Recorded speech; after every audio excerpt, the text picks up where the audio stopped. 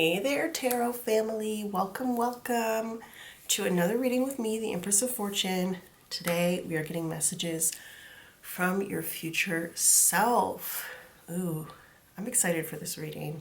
I don't think I've done one like this yet on this channel, so these readings are timeless, but if you're watching this, somewhere in the distant future, far away from 2024, this is the first reading that I'm doing of this kind. So I, of course, have like messages from your spirit guides and things like that, but I don't think I've ever done messages from your future self. So yeah, let's go ahead and get into it. As always, the timestamps are going to be listed below in the description box. And I do apologize if I sound like a little stuffed up or anything. I am just getting over a little cold, so my apologies for that. Each pile will have two timestamps. There will be the timestamp for the identifiers that will help you to confirm that the reading is yours. You do not have to watch that if you already feel your intuition very strongly and you know that the reading is for you. Then of course do not feel obligated to watch the identifiers, but there will also be a second timestamp that will take you straight to the cards, and that will be labeled as the reading. So for pile 1, we're using the Anna K Tarot. For pile 2, we're using the Oasis Illusion Tarot.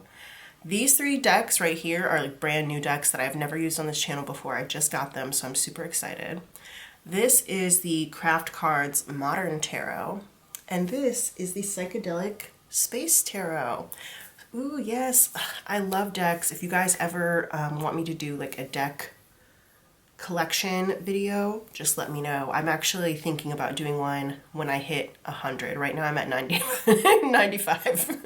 It's a lot. I love tarot decks though. So yeah, if you guys want me to do a deck collection video, let me know in the comments below.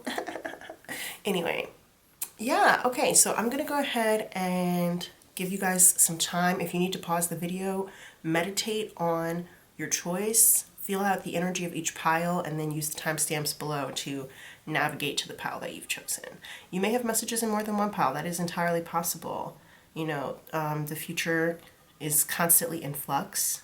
And so it may be even that like you watch this video now and then 6 months from now you come back and you watch it again and a different pile resonates for you. You really never know. So thank you so much for being here with me. I love you all. I'm so grateful for each of you. Don't forget to like and to subscribe to this channel, like this video, subscribe to the channel.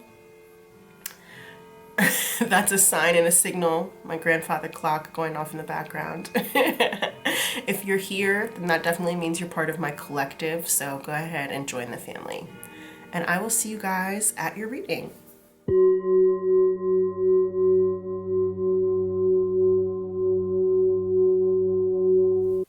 What's up? What it do? Pile 1. If you chose the Anna K Tarot, then we're going to get our identifiers out first using our lip bowl. If you want to skip over this part, there is another timestamp down below labeled Pile 1 Reading, and that will take you straight to the part with the cards. Don't forget to like this video and to subscribe to the channel. It really does help. Not only does it help the channel out, but it also helps other people out in the atmosphere who may need to find this video as well. Now, without further ado, let's go ahead and get our identifiers. Spirit, can you tell us? We're doing messages from your future self. Who are my pile 1 people? They're guides, angels, benevolent ancestors. Let's connect to them. Who are my pile 1 people? Who's my pile 1 family? This is a perfect time while I'm doing this to hit that thumbs up button and to subscribe to the channel. Just saying. Spirit, who's my pile 1? Who are my pile 1 peeps? Who are my pile 1 people?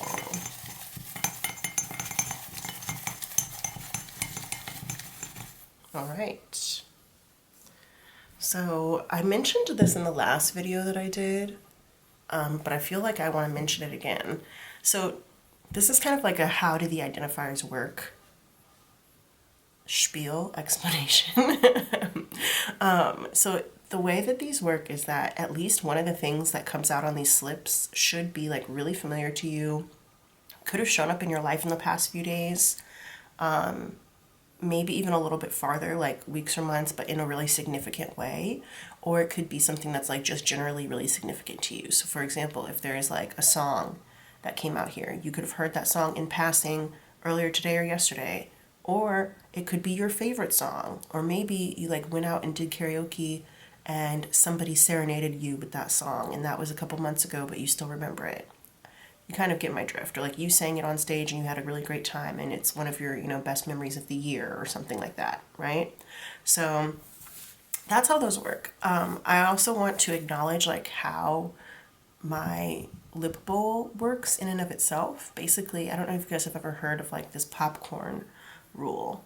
Maybe I need to just spread this so that more people can eat unburnt popcorn. I don't really know what that is about, but I heard that when you are microwaving popcorn, if you don't hear a pop for 3 seconds, then that means that your popcorn is done.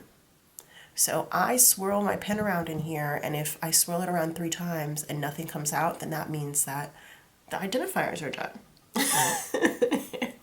So yeah, I think that's kind of funny, and I just felt like I needed to mention that.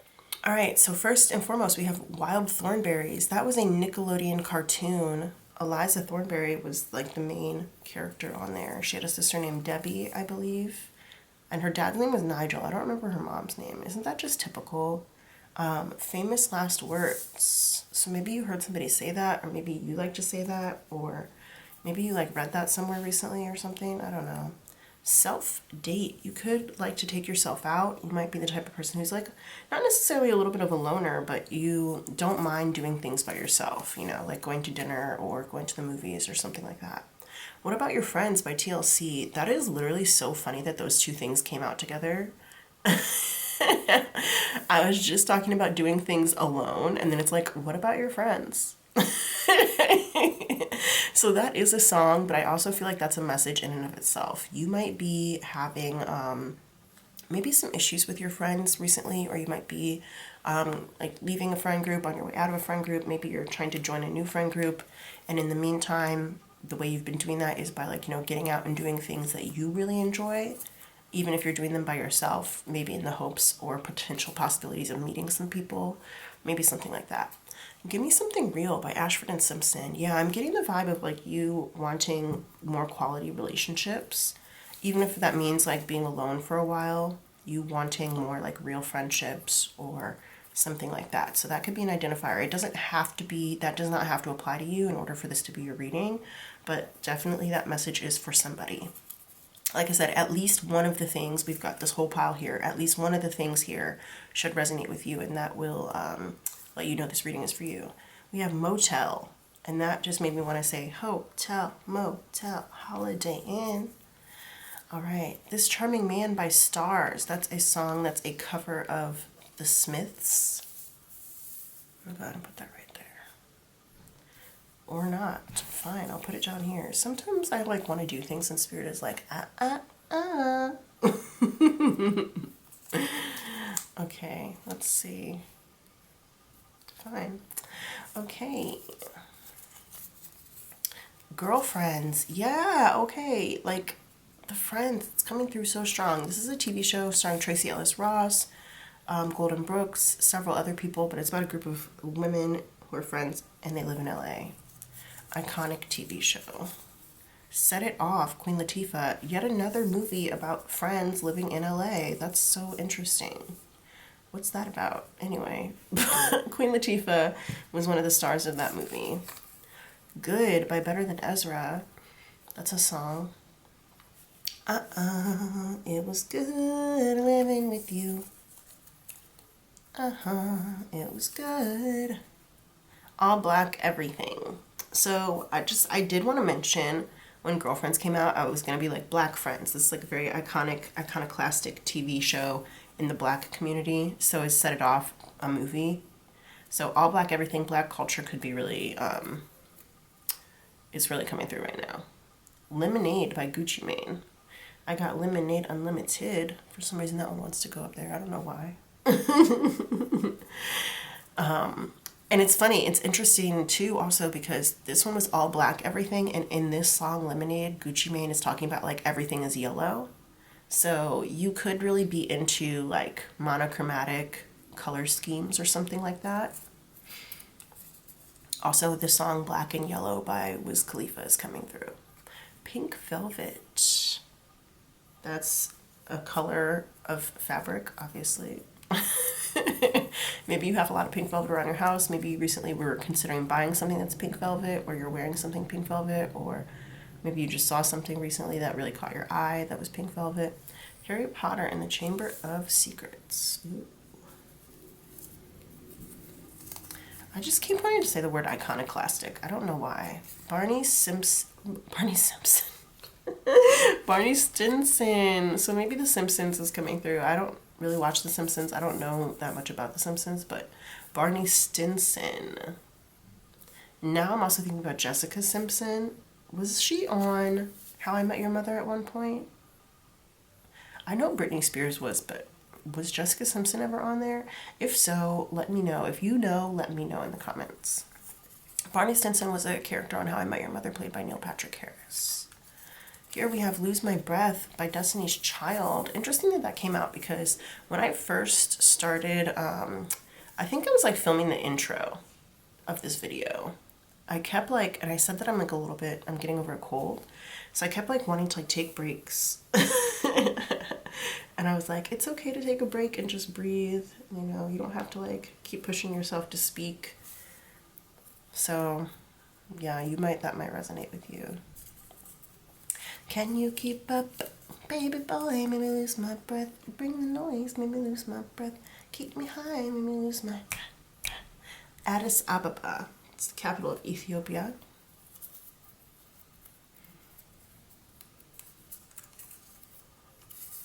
Drummer. Maybe you're a drummer. Maybe your loved one is a drummer. Maybe you've been interested in learning the drums. There's like a very iconic drum sequence in Lose My Breath. It's like very much like marching band drum sequence going on there. And then this also, when I was opening it up, I saw the MMER, the UMMER, and it made me think of the word summer. So it could be like you're watching this in the summertime. It is June now. So I guess that's pretty much summertime as I'm filming this. But also it made me think of that Calvin Harris song, When I Met You in the Summer.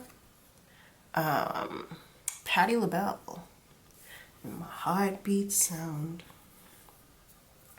We fell in love as the leaves turn brown. 18. Okay, 18 or 81, either of those. 18, 81. Maybe those two together means something to you. Driving at night. We got some night drivers here. That also makes me think of that song Night Drive by Ari Lennox. On this night drive. Edibles. If you know, you know.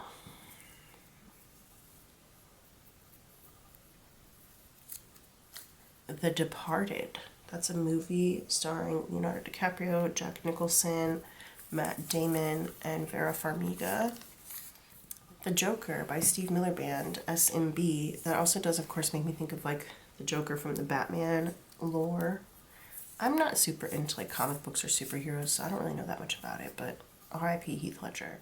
Sassafras, Cypress, and Indigo by Ntozake Shange. That is a book. R.I.P. to her as well. Waterbenders, Avatar The Last Airbender, Hive, Stand Up. If you know, you know. I don't know what type of bender I would be. We have 1894 by Amber Mark. That's a song.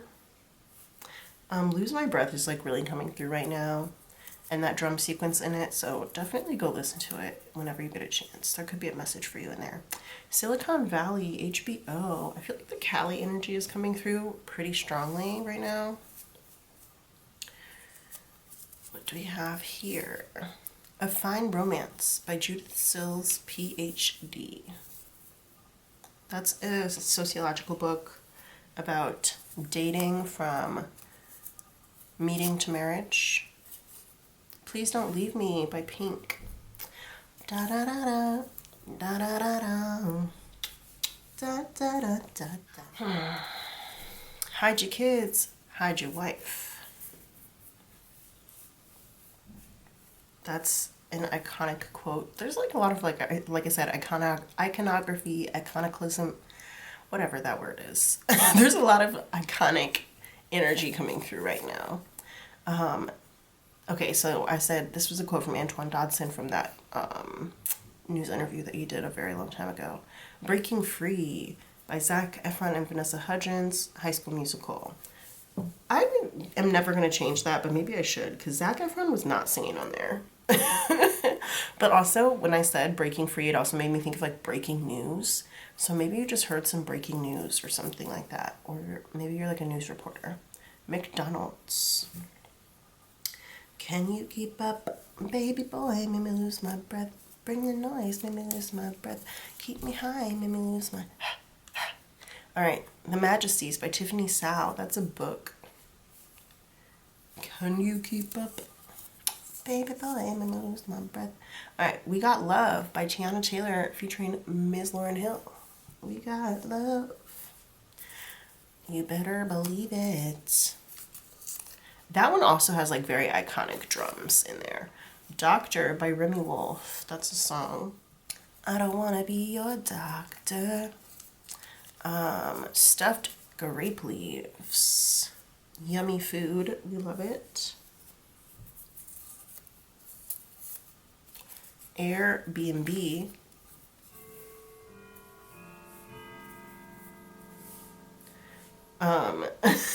So I guess that could be a confirmation. I don't know. Anyway. Sesame chicken. Interesting. Maybe you like are renting an Airbnb and you're getting food delivered right now or something. You know? Who knows? Maybe you're a delivery driver. Sufjan Stevens. Musician. That album Illinois is coming through. And that other song Decatur. Anniversary by Tony.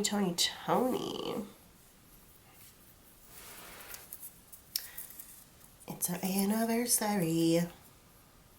Financial literacy. You could be working on your financial literacy game and stuff. What's this? 23.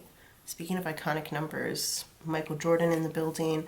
That also makes me think of that song 23 by Miley Cyrus and Mike Will Made It.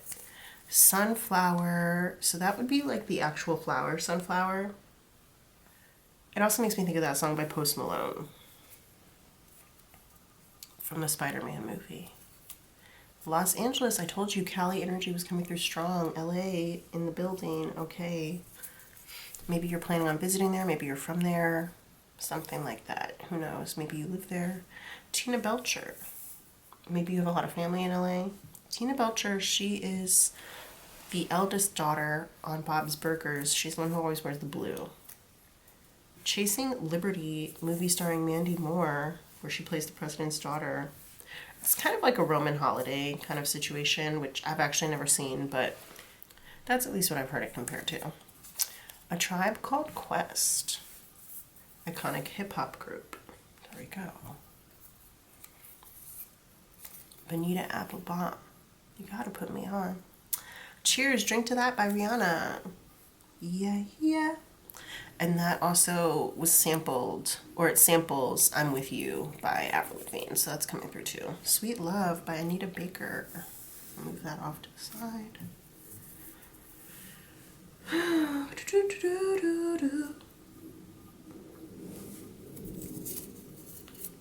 Seth Rogen.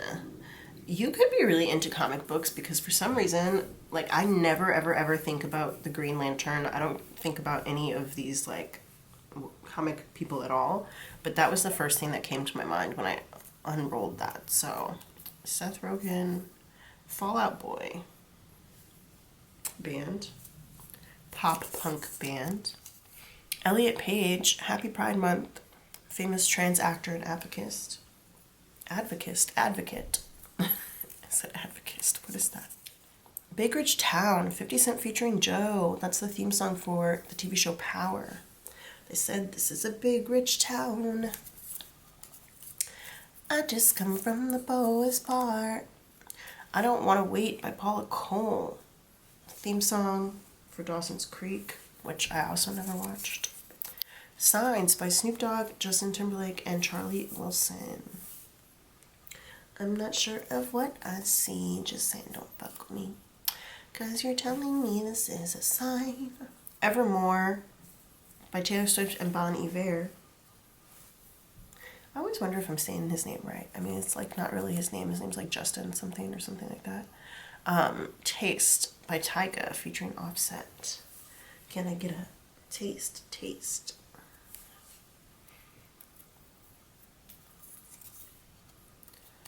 Lisbon, Portugal.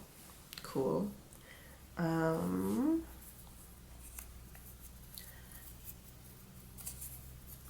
Ukraine. And I feel like I need to say this for some reason. I don't know why. When I looked up like a few seconds ago, it was 18:17 on the clock. But it's not going to be that when you guys see it. Like, it's not going to say that on the time bar. Also because I like filmed basically like 3 minutes of silence before I started actually like talking.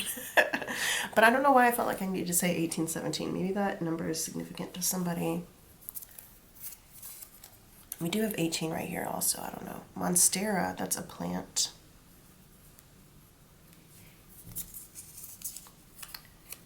"93 Till Infinity" by Souls of Mischief. That's a song. And when I was opening it up, I saw like that F on the end, and it made me think of Dusseldorf, which I think is in Germany. I don't know. $20. Maybe you have $20 in your pocket right now. Maybe somebody just gave you $20. Maybe you just spent $20 on something. "Work from Home" by Fifth Harmony. We could work from home. Oh. Maybe you do work from home, or maybe you heard that song. Or maybe it's like your favorite song. Maybe it's like your workout song. Familiar. So this is supposed to be like a witch's familiar, but also I guess maybe like family or something being familiar to you. Bluebird. So that could be a literal bluebird. It could also be the poem by Charles Bukowski or the song by Miranda Lambert, which was inspired by the poem by Charles Bukowski. "So down you bring me down." I have this song called "Coming Back" by James Blake and SZA stuck in my head right now.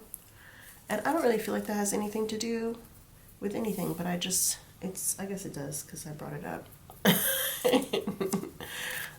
Anyway, BoJack Horseman.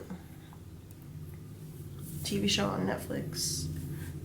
And the main character, that's also the main character's name. Sorry if it's like loud while I'm filming this, you guys. There's like a motorcycle outside, and then like somebody keeps coming and going in my house. And you know, we have like the door sensors and stuff.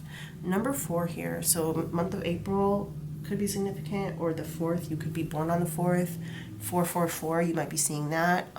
You could live on the 4th floor, or 4 could just be your favorite number, or you could live on like 4th Street or the 4th building, or you could be one of 4 kids, or you could have 4 kids or something like that. Anne Hathaway, actress. All right, just a few more, you guys. Cheerleader by Omi, the Felix Jane radio edit. Oh, I think that I found myself a cheerleader. She is always right there, and I need her. All right, Sex and the City. I didn't want to say anything earlier, but like New York Energy is also coming out here because we had Big Rich Town, which was from Power, and then Tribe Called Quest, they're from New York. Sex and the City, of course, NYC as well.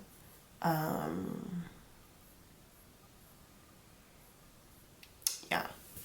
Okay. Somebody could be like bi-coastal, like between LA and New York. Search Party, that's also another New York-based TV show. That's a show that started off on TBS, but it's on HBO Max now, which they just call Max now. Baskin Robbins. So that's the ice cream shop, but it also is supposed to be like Carol Baskin or Tony Robbins. So either of those people could be relevant. And then Honeybee, the head and the heart. Honeybee, could you imagine where our lives would lead? That silly ring, it wasn't meant to be. All right, that's a song.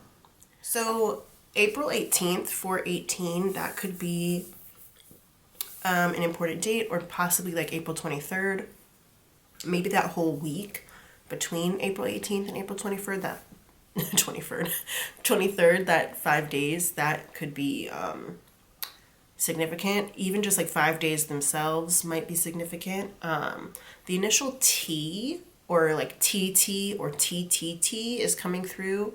We have a couple of those. We've got Tiffany Sao, that's TT right there with the Majesties. We've got Tiana Taylor, another TT. And then we also had Tony. So yeah, the initial T is coming through real strong. It also made me think about, we did get Barney Stinson and How I Met Your Mother, like the first episode maybe.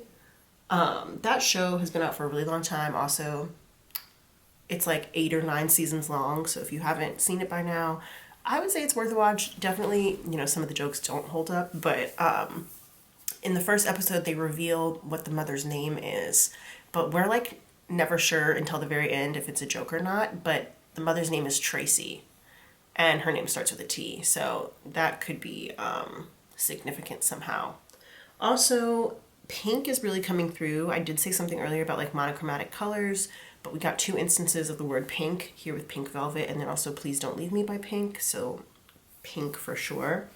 And last but not, Ashley Simpson is coming through.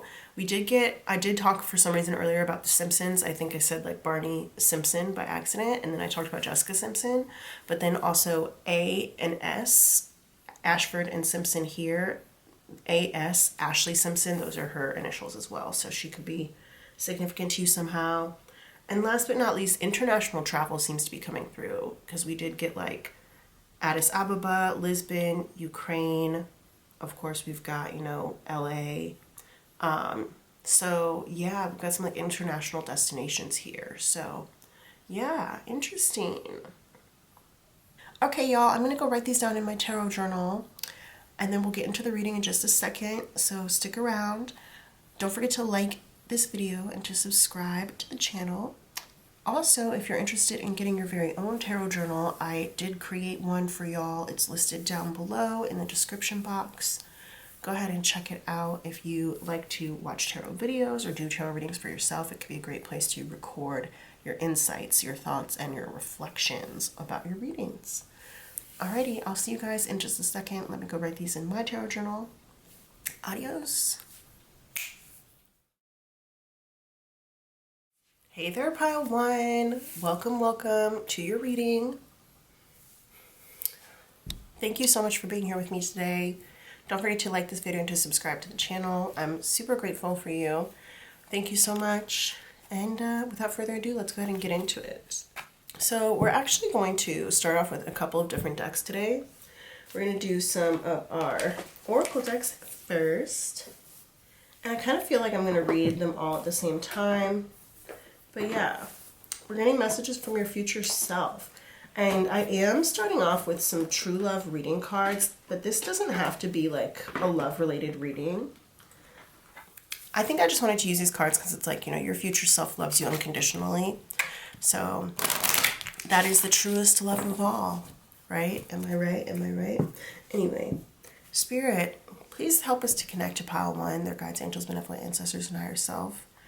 We want to get messages from Pile 1's future self. Thank you. Ooh, okay, all right. A little hefty pour.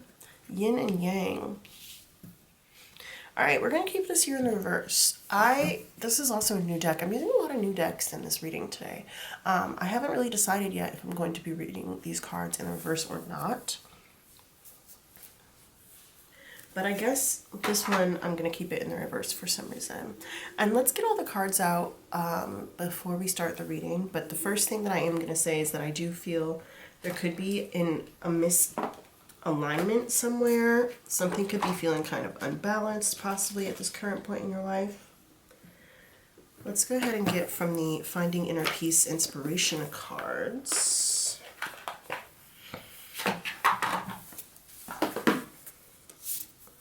Hopefully you guys aren't annoyed at me that I didn't pre-pull these, but I just felt like I wanted to do a live shuffle tonight.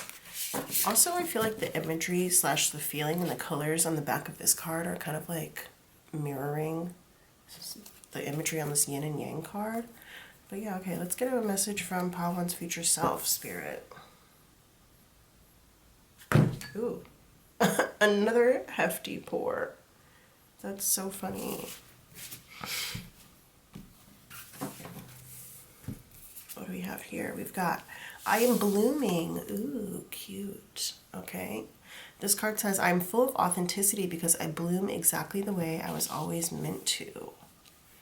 Interesting. Let's get from the Lunar Nomad Oracle. All right, do a little shuffle. Spirit, is there a message from the Lunar Nomad Oracle to include in this future self reading for Pile 1? What's the message for Pile 1? Woman, 29. Interesting. You know what's so funny is, like, when I was pulling out this box, this deck actually comes with 2 versions of woman and man. So there's the man card, which is number 28. There's the woman card, number 29. And there's like white versions of them. And then there are black / of color versions of them. And normally I will only have one of each, like one woman and one man in the deck. But this time I decided to put all the versions, all 4 cards in. And it's so funny that this white woman came out. So I do feel like that's intentional, because I like intentionally decided to leave all 4 versions of the card in. So intentionally, we are going to take race into account here. So yeah, that's definitely going to happen. Also, with it being Pride Month and there being a big rainbow on this I Am Blooming card, we got to acknowledge all of our LGBTQIA family.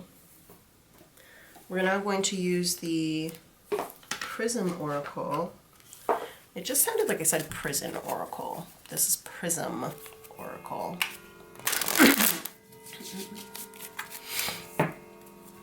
Spirit, what's the message for Pile 1 here?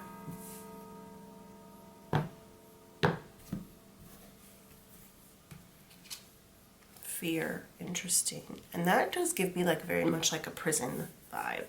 Is there, this is not your future self saying you're going to go to prison. Don't take that message. Is there anything else? Okay, cool. Reflection. I don't know if I'm going to leave that in reverse. We're going to turn it upright. Okay. Anything else from this deck? Okay. Surrender. Interesting. This deck is like doing the damn thing recently. I have been loving this deck. I've been using it a lot just in my own personal practice, and it is so good at picking up on feelings. Anything else from this deck? Okay, cool. I want to kind of check the bottom. Ghost.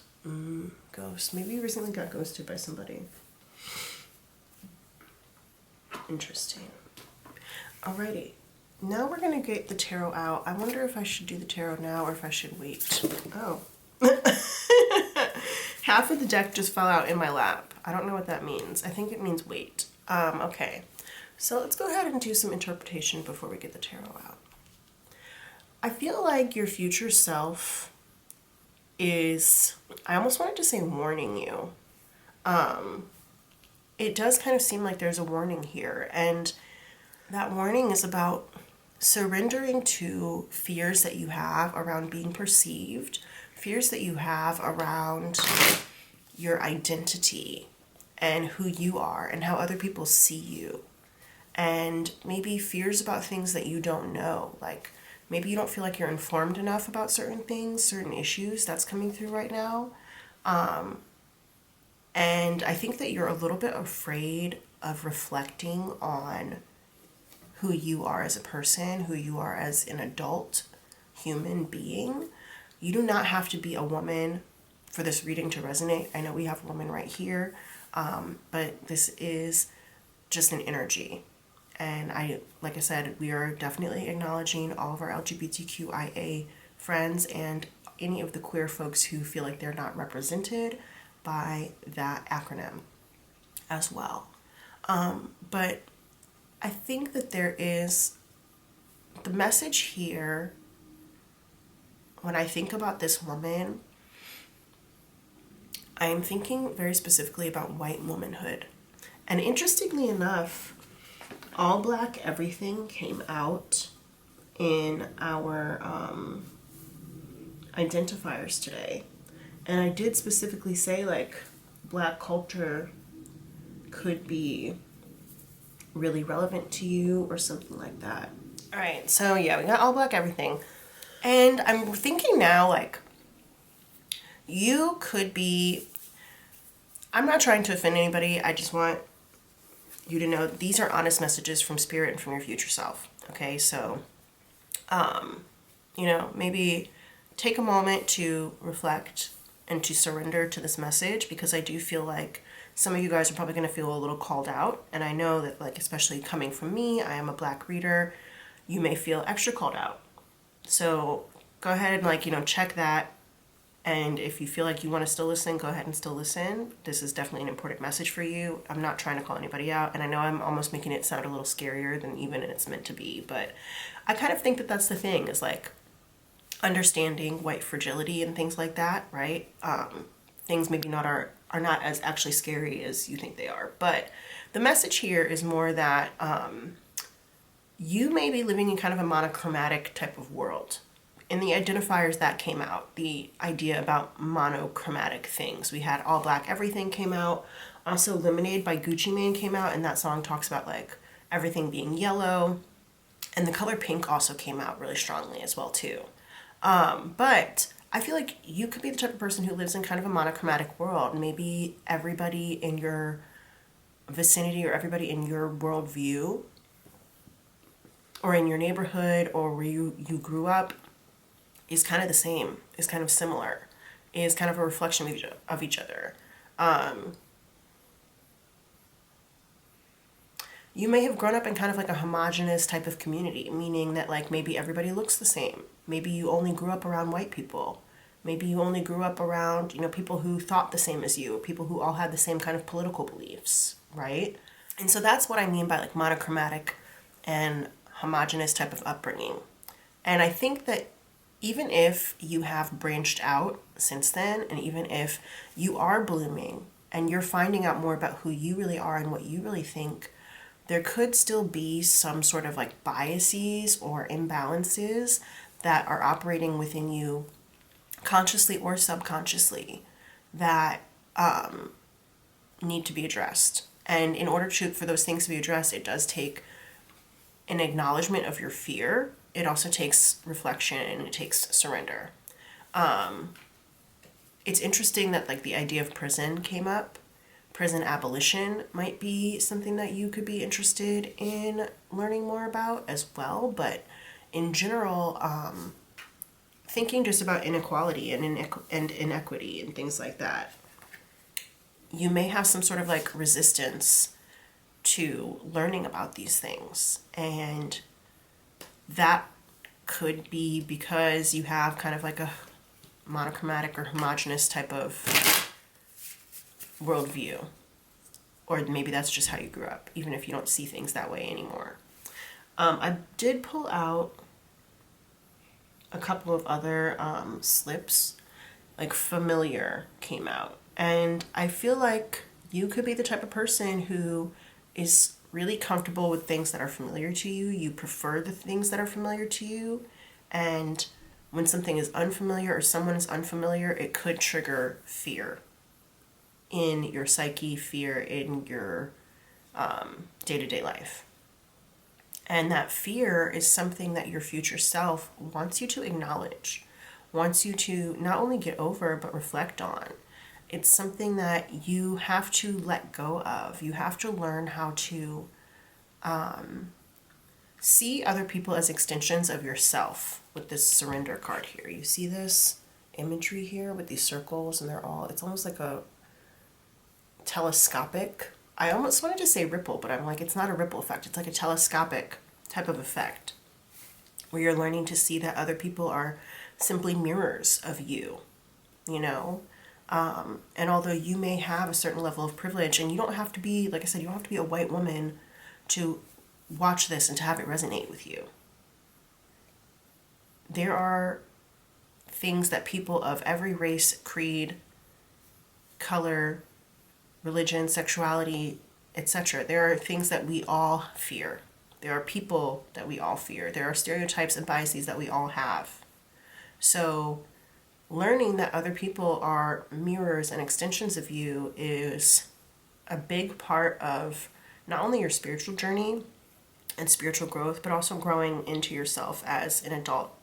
And I think that that's part of the reason why the woman card came out specifically instead of like the man card, because, there is this like popular notion that women are more intuitive and women are more, in touch with spirituality and with spirit. And, women are like the portals between worlds and things like that, right? So this is a call for you to be more in tune and in touch, not only with yourself and your intuition, but also with like the oneness of the world and the power that each person has and the potential power that each person is capable of holding. And I think that ego could be an issue for you, potentially, even if you don't want to admit it. But yeah, there's a lack of balance here. And again, I'm sorry, I don't want anybody to feel called out, but I also do need to, it needed to be acknowledged. It needed to be said. With that being said, there is clear growth here. Your future self is letting you know that, the growth, if you put in the time, the effort, the work into dispelling this fear, into reflecting, and into surrendering, the growth will happen. But you do have to do the work. It's not just going to happen on its own, which is why yin and yang is not here in the upright. It's here in the reverse. It's not going to happen on its own. It does take interaction. You see how, there's little arrows on this card and they're going around in the circle? It takes interaction. It takes feeling. It takes a symbiotic scenario, a synergistic scenario. And it takes getting deeply in touch with your emotions, your feelings, your ancestral roots as well. Some of you guys may actually genuinely end up or need to do ancestral research, finding out about who your ancestors were, what kind of people they were.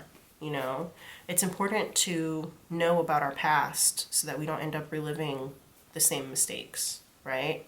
And that's for everybody. That's, not for any particular person, like I said, of any race, color, creed, or anything like that. But it is important. With this card here, I am blooming. That's a card of hope. That's a card of hopefulness. Some of you guys may end up finding friends who are from different backgrounds than you. Finding connections with people who are from different backgrounds than you. Maybe different social classes, maybe different races, religions, or something like that. And it will help you to understand more of the world and to get more into that synergistic type of energy that we were talking about. There's a very virginal feeling to this card, this woman card here. She's got a pair of cherries in her mouth. And that can be taken two ways. Cherry can often refer to somebody's virginity, but also it reminds me also of balls, scrotum, testicles. It reminds me of that. And so it can talk about the type of power that you can wield, And now I'm thinking about the whole Trump thing, grab her by the P word, ew. But the reverse though, on a man, right? And it's I'm thinking about that, and just the idea that there's so much for you to learn and that you can't be afraid to learn those things. And I want to reiterate again, this is not a message solely for white women. This is a message for anybody, especially any American person, but really anybody, because I feel like we as young people get farther and farther away from our cultures a lot of the time, especially spending so much time on our phones and stuff like that. Spending so much time on social media. There we go, confirmation. Spending so much time on social media and things like that, it can be really distracting because you could be spending that time learning about your family, learning about your nation's history, your state's history, your town's history, your family history. There's so much that you could be learning And yet, like, a lot of the time people choose to stay within a very, like, naive energy. And I mentioned this earlier, but, like, when you don't know your history, it tends to repeat itself. So I think your future self wants you to, like, get over that fear of knowing. They do say, like, ignorance is bliss, right? And so there can be a fear when it comes to knowing too much. But if you don't know, how can you possibly grow? If you don't know, how can you reflect? You know, I really do feel like for the people watching this pile, ancestral history, family history, and like knowledge that's been passed down from generation to generation is really going to be very important. And I'm even getting that with like these feathers here on this yin and yang card. It's been giving me like Native American energy. I wanted to say all day, but I've only been doing this reading for 25 minutes, 25 and a half minutes. 25:28 was on the clock when I saw that. But, you know, this is making me think about, like, culture being stolen from somebody. Cultural practices, languages, things like that being pushed out, being stomped out, being tapped out, you know?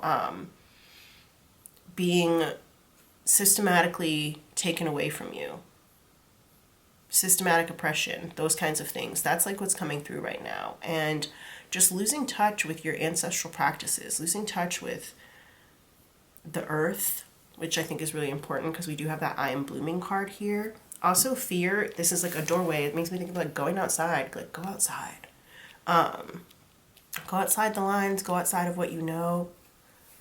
Girlfriends is here. This makes me think about like making new friends. We also had What About Your Friends by TLC come out earlier.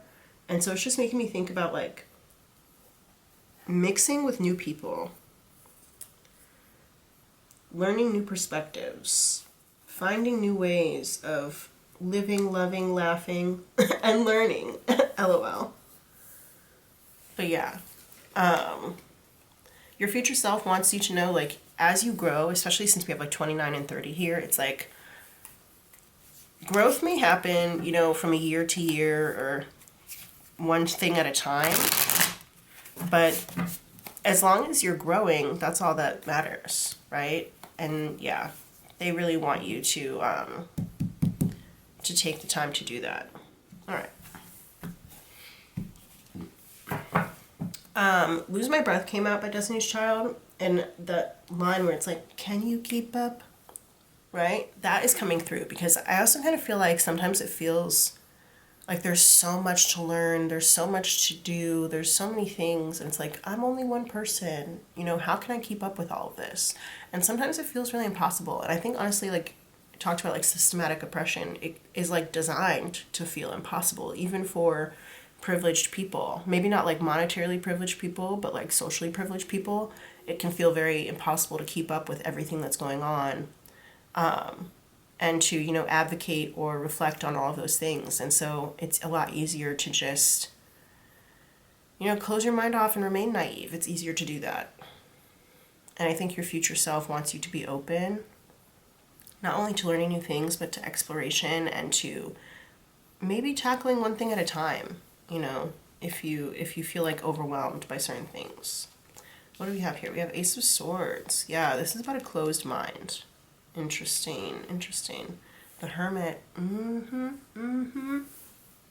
So finding a teacher or a mentor or even guiding yourself on your journey. This is like all about reflection. We love that. Anything else? We've got here the Eight of Cups in reverse. That's returning back to something that you know was like maybe not the best for you. Or even it could be like going back to explore new options. This could also be like leaving a place of emotional comfort to kind of see what else is out there, which I feel is particularly resonant for the people who chose this pile. Let's see what else we've got. The Emperor in reverse. So this definitely to me has like political implications, but I think it also could be about a few other things. One, realizing that you don't know everything, that there's like gaps in your knowledge, especially with this Ace of Swords here. And then also maybe like realizing that like maybe your father or a male authority figure in your life was not right, or was not correct or was a bad influence. Also, the Emperor in reverse can just talk in general about like tyranny and oppression as well. I feel like maybe you have like, don't even want us to use this word because I don't think it's totally accurate, but I guess I'm being pushed to. It's like a mental breakdown, but not like in a psychological way, but more like of a breaking of your worldview and realizing that like tyranny could be a lot closer to you than you expected it to be, or B, there's just like some really negative political stances or political ways of being that are surrounding you.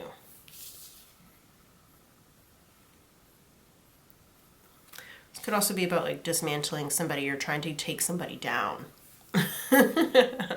Trying to take somebody down off their pedestal, off their throne. This could even be like a personal person in your life, like somebody that you know personally. It doesn't have to be like on this large, grand government scale, scheme to overthrow the government or anything like that. It could just be like a personal situation where you're kind of realizing that somebody is abusing their power in your personal life, and it could be causing like negative thoughts, negative emotions, bad self-talk, difficulty speaking up, that kind of thing in your life.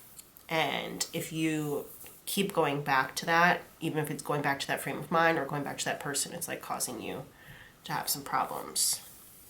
I think you're also realizing that like some person who has power, some level of power in your life, and that could be like personal power or political power on a grand scale or on a small scale, it really doesn't matter, but you're realizing somebody who has that power literally just does not deserve it. Like I'm looking at this person's crown, this king's crown, or this emperor rather, his crown, and it's like in the reverse, it's like they just don't deserve that crown.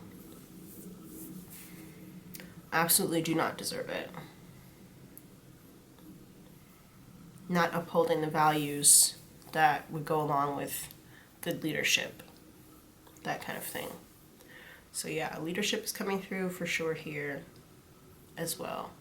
I think it's interesting that we've got a couple of doorways. This fear here is a doorway, and then also there's this doorway in the back on this 8 of Cups card where there's like a couple who are, canoodling in the doorway as this hooded figure is walking away in the foreground. And this doorway here on this card, it represents a place where things felt comfortable. And this is about a certain level of unwillingness to walk out into discomfort.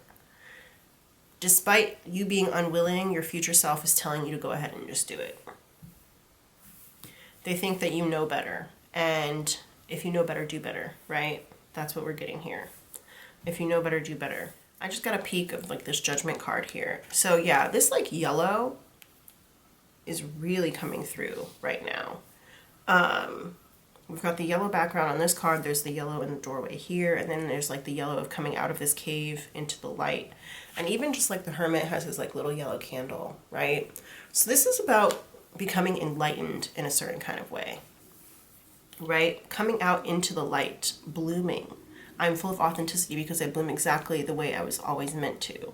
And so I want to also say that like, just because you grew up a certain way and you start to reflect and you start to acknowledge your fear and your surrender, that doesn't mean that there wasn't value, some type of value in the way that you grew up. Because when you learn, when you know better, do better, right? But when you learn to change your perspective or you come into like a new spiritual awakening or whatever, it's like you recognize that things happened for a reason. You recognize that like you grew up in this scenario for a reason, or you grew up thinking XYZ for a reason, and you're able to reflect a lot better on it. And you're reflecting on it without shame, more just like acknowledgement, and then you move forward. So your future self wants you to know that like any shame that you may feel because of the way that you grew up, it's okay to let that shame go. And I'm also thinking about like the suffragette movement and stuff like that in the United States, where white women in the 1910s and 20s were fighting for the right to vote, and they didn't really include women of color. And I'm thinking about how, even though it was a small step in the right direction and it didn't include everybody, it did set precedent for other people to be included later on. And yes, it would have been better if everybody was included from the beginning. Obviously, it would have been better if everybody was included from the beginning. But it's this idea of knowing where you came from, knowing your history, so that you can take those steps forward, even if they are, you know, not giant leaps and bounds all at the same time. Okay? But yeah, this is like about moving from a closed-minded space to an open-minded space and finding people who can help you to learn. And it's not anybody's responsibility to teach you things. You definitely have to take that responsibility on for yourself. But that's why we have the hermit here. But you can, you know, seek mentorship. You can seek knowledge. And then that knowledge is not only for you, but it's also for generations to come. You see this? It's generations to come. And the work will be hard with this Three of Pentacles here. It will be hard. It might even be difficult for you to find some connections at first, or the people around you may, you know, not understand where you're coming from with your mindset and your decision to reflect on this and to move out of fear. But it can be a real generational shift for you. Thank you so much for watching. Do not forget to like this video and to subscribe to the channel. Let me know your thoughts down below. I love you. Sending so much love and blessed energy your way. I know, like I said, that for some people this message may have been a little bit triggering, but you know, at some point you got to face the music. At some point you have to really take that hard look at yourself in the mirror. You got to face your fears, and you got to understand that like there are things that are bigger than you at play in the world. And even though they are bigger than you, that doesn't mean that you can't have an effect, and that doesn't mean that you can't change things, even if it's just within your own family, or even if it's in your own future generations or something like that, you know. There's a quote from Confucius that has always stuck with me, and it is, if your plan is for 1 year, plant rice. If your plan is for 10 years, plant trees. If your plan is for 100 years, educate children, right? And so just thinking about how ideas live on generationally for a very long time. And so by you changing some of the ideas that you have, or taking the time to reflect on the ideas that you have and to acknowledge your fear, acknowledge different ways of living than you, interact with people who are different than you, you can have a generational effect. And even if you're not the person who ends up changing the world, you never know if like maybe your granddaughter or your great-granddaughter or your great-grandson or something like that could end up being somebody who has an amazing positive effect on the world because of something that you taught them when you had the chance to interact with them, and something that you taught them after doing this reflection and this surrender and this self-work and this knowledge and this studying and this learning, right? So your future self wants you to step into this responsibility and understand that naivete is only going to get you so far in life, and that it's okay to come from where you come from. All right, y'all, I think I'm going to leave this reading here. Thank you so much for watching again. I love you all, and I'll see you on the next one. Bye.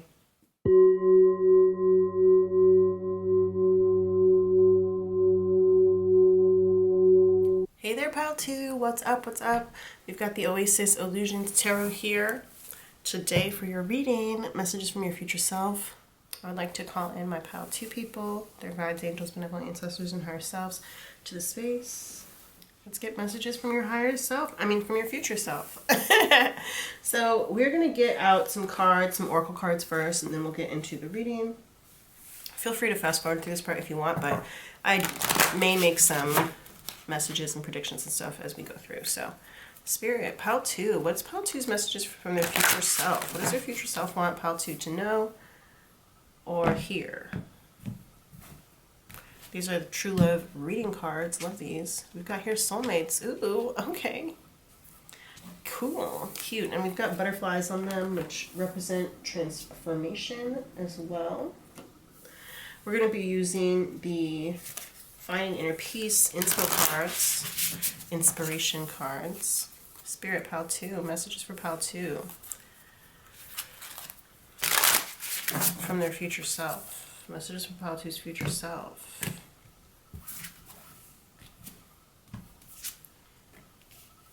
Wellness. This card says, my body is a temple. The love I have for my body is growing more and more. It is the temple of my soul and must be treated well. We're going to get from the Lunar Nomad Oracle. Spirit, what are messages for a Pile 2 from the Pile 2's future self? Let's see.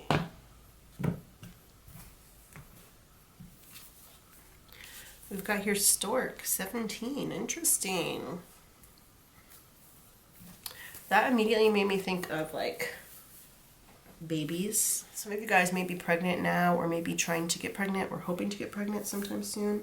That does not have to resonate for everybody watching this pile. It's just a potential message. There also could be a message here about like reproductive health, just in general. Yours specifically. Maybe also just in general on the larger scale. We're going to use the Prism Oracle here as well for additional clarity, Spirit. Can you give us messages from Pile 2's future self? This also could be like a message from the version of you that is a parent. I know not everybody here is going to be a parent, but it could be. We've also got here Flow. Any other messages here? Surrender, interesting. Surrender came out in Pile 1, but in like a very, very different context. Let's move some of these cards over. Any other messages from the Prism deck? Yes or no? Alright, I kind of want to look at the bottom. Success in the reverse. Okay, we'll bring that out. It's like, you chose to look at me, so put me on the table. Okay, I will.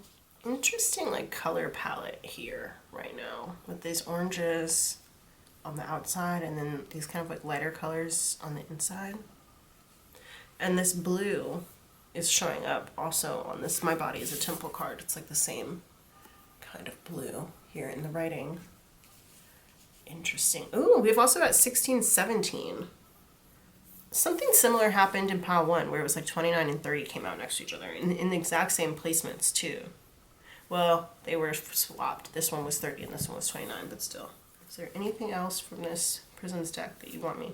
Okay, we want to get the other card on the bottom. Pain.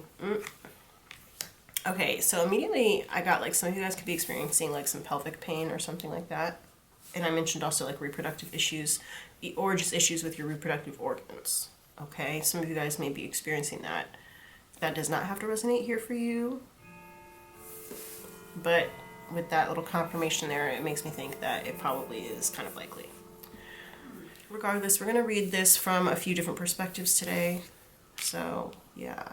Some of you guys could be facing some like blockages when it comes to your reproductive health or your wellness or your possibly like fitness journey or just when it comes to your ability to feel comfortable and happy inside of your body. I want to read the Soulmates card. I want to read from the actual book on what that says, because I find it interesting that that came out here.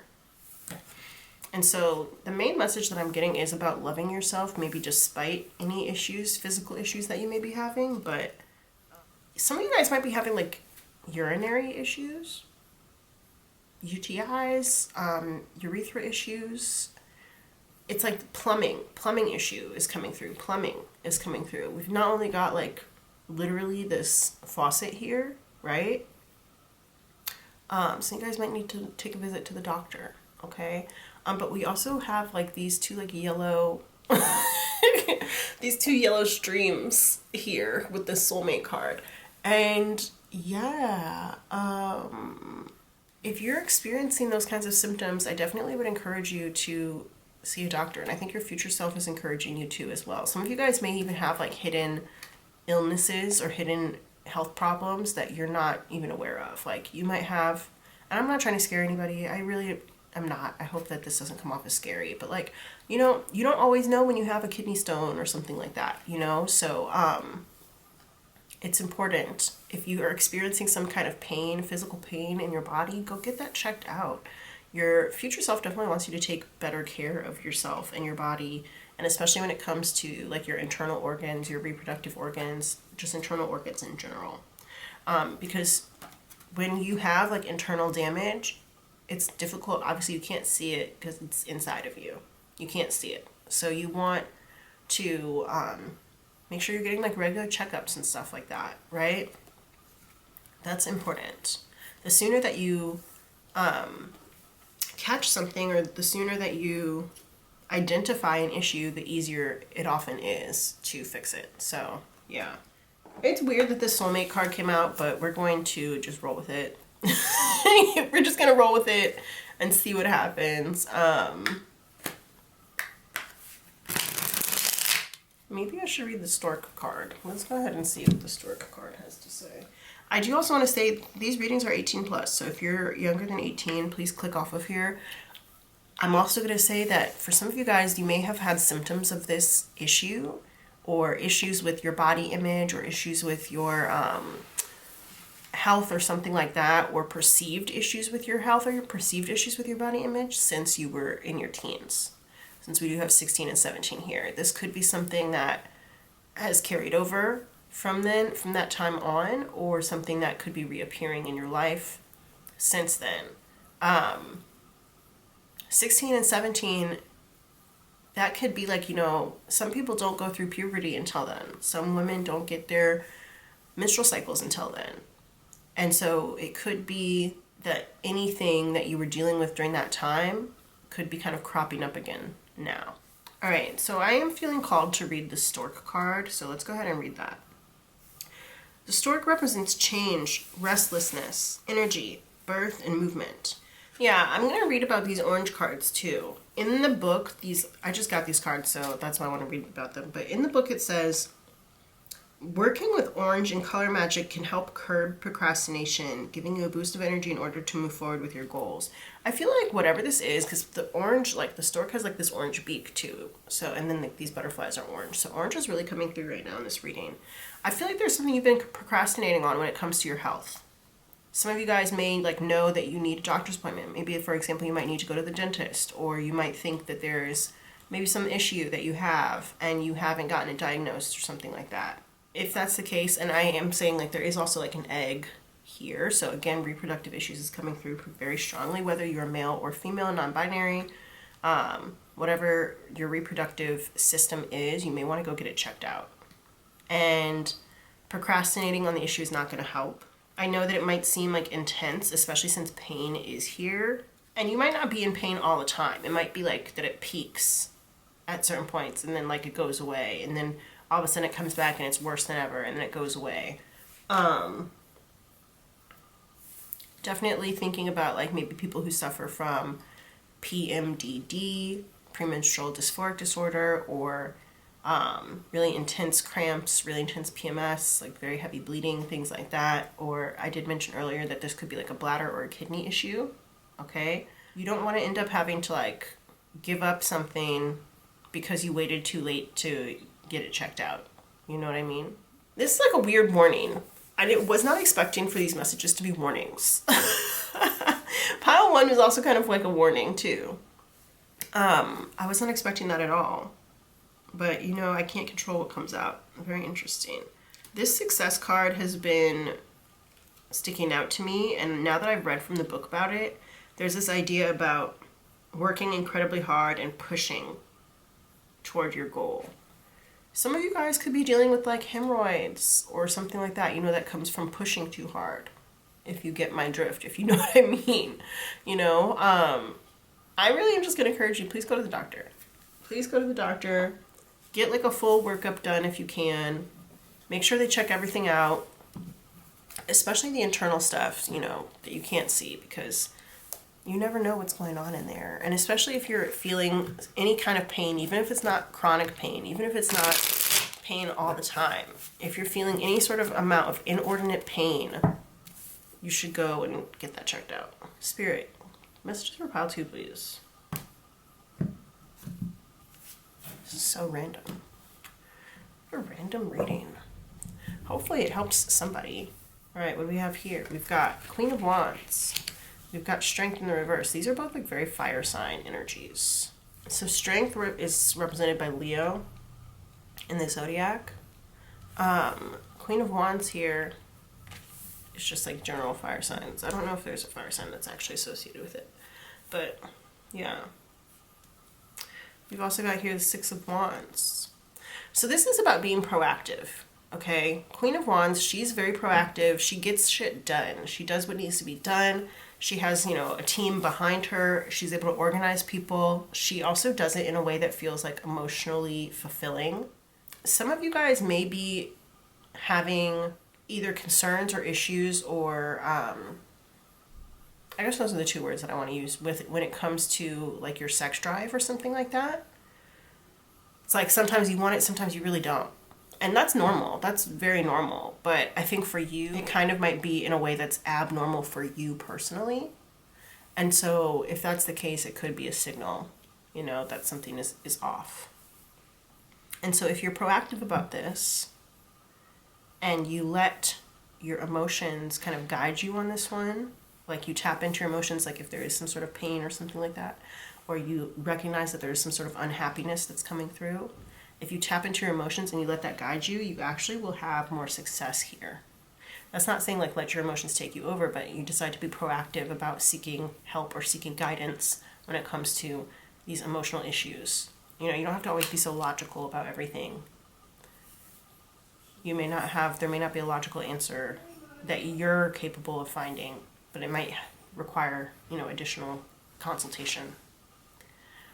If you give this time and you put in that work, things will turn out well. I know that it seemed like a little bit bleak up here. We were talking about it before, but this is about like, remember, don't procrastinate. Don't procrastinate. Get into it. Go ahead and do it. Make sure that you're practicing your wellness. This card says, the love I have for my body is growing more and more. It is the temple of my soul and must be treated well. So if you take that seriously and you take your emotions seriously, any unhappiness or pain, and you decide to flow through that and surrender to it, which I think you're really resisting right now, if you decide to surrender to that and also get the help that you need, you will be successful. And maybe for some of you guys, you might need like community, or you might need somebody to like uplift you a little bit as you go through this. You may also need some records. With the Six of Wands here, having an elephant on it, it reminds me like elephants never forget, so you might need some records of certain things. We've also got the Lovers here in reverse, which is about maybe making the more traditional choice in some scenario. This also could be about getting help from like a mother figure. In the Lovers card, that can be about, sometimes it's about like choosing what your family wants and choosing what you want in your heart. And sometimes your family's right. I'm just going to say it. Sometimes your family is right. So you might need to listen to your family on this one. Especially if like somebody in your family has been through it before. Because this could be about like a hereditary issue. Or maybe like your parent might remember something that happened like when you were going through puberty that you don't remember. And they might have a better perspective on that than you would, because they might remember it better. There's like a level of discomfort that's happening for me right now as a reader, and I feel like you probably could really identify with that. It's like knowing that somebody else knows what you're doing, or knowing that somebody else can see your pain or hear what you're doing or whatever. That idea of being observed in a vulnerable place is coming through, and I think that that might be something that bothers you. Which I think also could be why this Soulmates card came out, because, there we go, confirmation. It could be why this Soulmates card came out, because the idea of like allowing yourself to be authentically known by other people is very important. And especially being authentically known by your family is also very important. And soulmate doesn't have to always be romantic. And so if you do have some sort of like discomfort when it comes to, you know, being observed, being known, letting other people know that you're in pain or that something's wrong with you, you may have like a big streak of possibly like perfectionism or something like that, or always wanting to be seen as on top of the world, or wanting to be seen as the best, or on a pedestal or something like that. It's okay to ask for help. It's okay to, you know, let somebody know that something is not right. It's okay to let people know that you're in pain and that you're not always the pinnacle and picture of success all the time. You know, it's okay to like raise the white flag and be like, I can't do this anymore. I almost feel like this like big weight has been released from my shoulders. For some of you guys, it might be like literal weight, like weight loss. It could be any sort of issue, but it definitely is something to do with your physical form that you could be dealing with and that you need to acknowledge. And you need to take responsibility for it. Don't procrastinate on this. All right, so we're actually going to get another card here from this deck, because I feel like there's something else that wants to come out in this reading.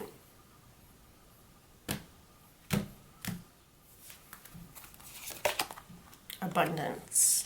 Okay. Yeah, you definitely have the opportunity to turn this around. Your future self is letting you know, like, don't procrastinate on this. Take care of yourself. Take care of whatever this issue is, and it will lead to an abundance in your life. I don't know how that's going to happen, but I mean, you don't have to know how something's going to happen in order for it to happen. We're going to take another card here. Reparenting yourself. I fucking knew that this card was going to come out. I knew this card was going to come out. I actually thought it was going to come out first, but it didn't. It's fine. And it's interesting because... it's fine. It's interesting because we see like a lot of the same kind of like little charms in both of these cards here.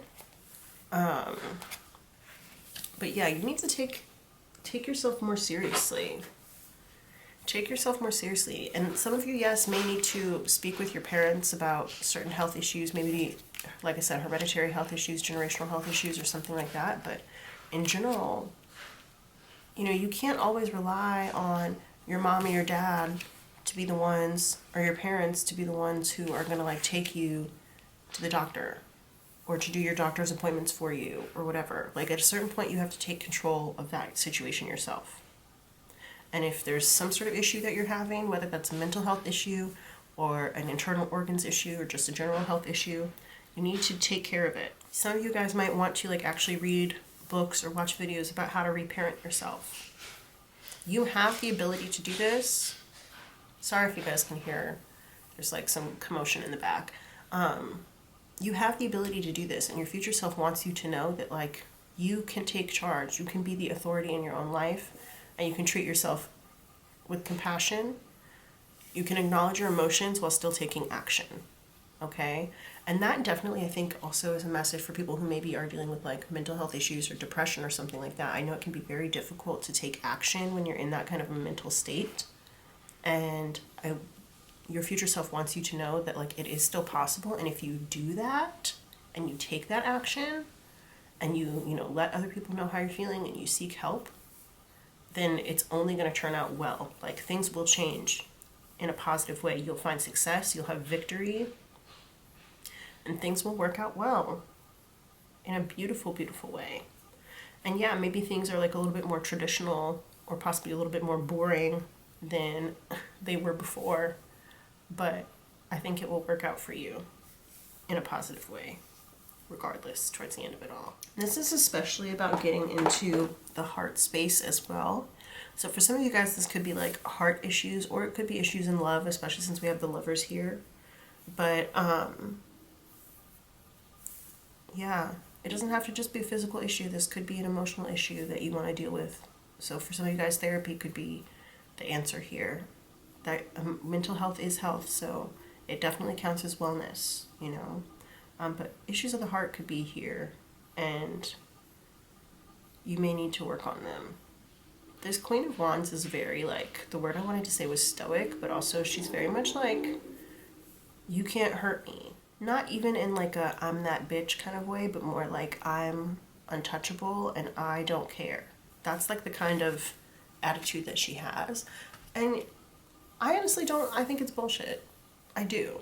I think it's bullshit because we have this strength card right next to it, which is like in the reverse, that's very much like she's a lot more emotional than she lets on. And it's like this Queen of Wands, I feel like the attitude that she has, it works for her and it probably works well for her, but it also, it's like it came from this place of being hurt so many times and like fucked over so many times that it's the armor that she uses to protect herself,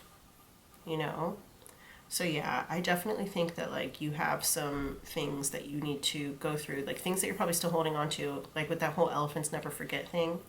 Some things that you're still holding on to from when you were younger, probably when you were a teenager, but possibly when you were a child, possibly issues from love that could be manifesting negatively in the body or in the psyche that you need to work out. And once you do, and you go through that heart healing and that reparenting and that heart healing especially, I had to say it twice because it's so important, you will find that success and that abundance that you're looking for. Yeah, the surrender card in the reverse is about like resisting. There's a resistance here. And I almost feel like this Queen of Wands, like it's like she holds on to these pains and these hurts because she feels like they made her strong and like they made her who she is. And like you don't have to be a woman or a girl person or anything like that to identify with this energy. It's just energy, but I feel like they hold on to it because it made them quote unquote who they are. And they think that, like I said, it made them stronger. And the resistance to letting go is actually like only negatively going to impact you in the long run. It could hinder your success in the long run. And it's okay to cry. Like this card here, Flow, like it's okay to cry. It's okay to be sad sometimes. It's okay to have pain. But you need to acknowledge the pain, and also you probably need to let other people know about it too. You know? It's okay to not always be perfect. It's okay to not always appear perfect. It's okay to, you know, let people know that you're struggling, or even acknowledge just on your own that you're struggling with something. You don't want to end up like dead inside. And I mean that both physically and spiritually. Like you don't want to end up with some sort of like organ failure, or you don't want to end up with a spiritual heart failure. For some of you guys, this even could be like a dead tooth or something. Yeah, I mean, there's all kinds of things that could be going on here. That song, Lollipop by Mika is coming through. Sucking too hard on your lollipop, oh, love's gonna get you down. Sucking too hard on your lollipop, oh, love's gonna get you down. Say love, oh, love's gonna get you down. Say love, oh, love's gonna get you down. Yeah, go listen to that song if you don't know it, but some of you guys may be having issues with like your blood sugar, with your dental health, with your smile, your jaw, things like that. So don't forget to take care of yourself, and also to like let people see the real you. You don't always have to hide behind, you know, being the strong friend or the strong person or whatever, you know. It reminds me of, now I'm thinking of that movie, I think it's Encanto, where one of the sisters, I don't remember which sister, is like, she's blessed with all this like extra strength. And because she's so strong, everybody like keeps piling stuff on her. Like they're always asking her for help. They're always asking her to do stuff. And like she just has to put on her strong face, you know? And she can't ever let anybody know that she's unhappy about things, or when her strength starts to leave her, she's afraid to let people know about that. And I kind of just get that same feeling here, that you possibly could identify with that character and her struggles. I wish I remembered her name. I've only seen that movie one time. But yeah, be kinder to your body, practice more wellness, and it's okay. Know that it's okay to let other people know when you need their help for once. You know?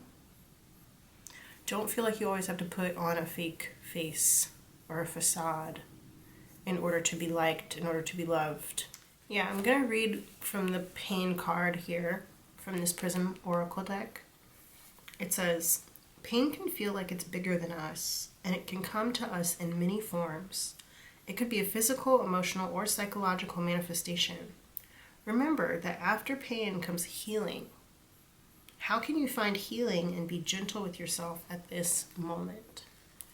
And that definitely speaks to like this abundance, this Wheel of Fortune, and this reparenting. Like going through this cycle can be beneficial to you as long as you make it all the way through the cycle towards the healing part. And once you get to the healing part, that's when that abundance is coming through for you. I also want to read from the Happiness card. Happiness is one of the most beautiful feelings, as if the world is shimmering around you. But we seldom acknowledge when we're feeling good and instead focus on when we're feeling bad. So take this time to cherish your happiness. Really experience it and feel its warmth. And I feel like that's what's happening here on this reparenting card. You see how they're like enveloped by this yellow light here, and then also holding over the heart space. That's this idea of cherishing happiness and really taking the time to feel good. So if you have a specific practice that helps you to feel good in your body, like maybe yoga or, swimming or just walking out in nature or bird watching or whatever, taking a nice bath, whatever practice you have that makes you feel good in your body, this is definitely a time for you to do more of that. Don't forget to like this video and to subscribe to the channel. Thank you so much for watching. I love you. I'm wishing you the best of luck. And we have a community here that is more than happy to welcome you with open arms and to be a safe place for you to kind of let your guard down. So don't be afraid to drop a comment down below and let us know what's going on. Maybe somebody else in the comments can relate or can help you through it. We love you, and I'll see you in the next one. Bye.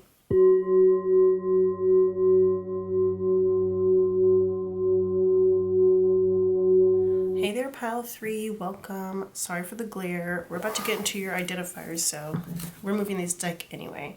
If you want to skip this portion and go straight to the part with the cards, there's another timestamp down below. And yeah.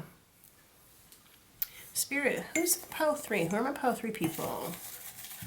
Who are my pile 3 people? I invite their guides, angels, benevolent ancestors, and higher selves to come through to help them know that this pile is in fact for them. Who's in pile 3 who chose the Craft Cards Modern Tarot? This is a great time for you to like this video, to subscribe to the channel, all that good stuff. Anybody else in pile 3? Cool.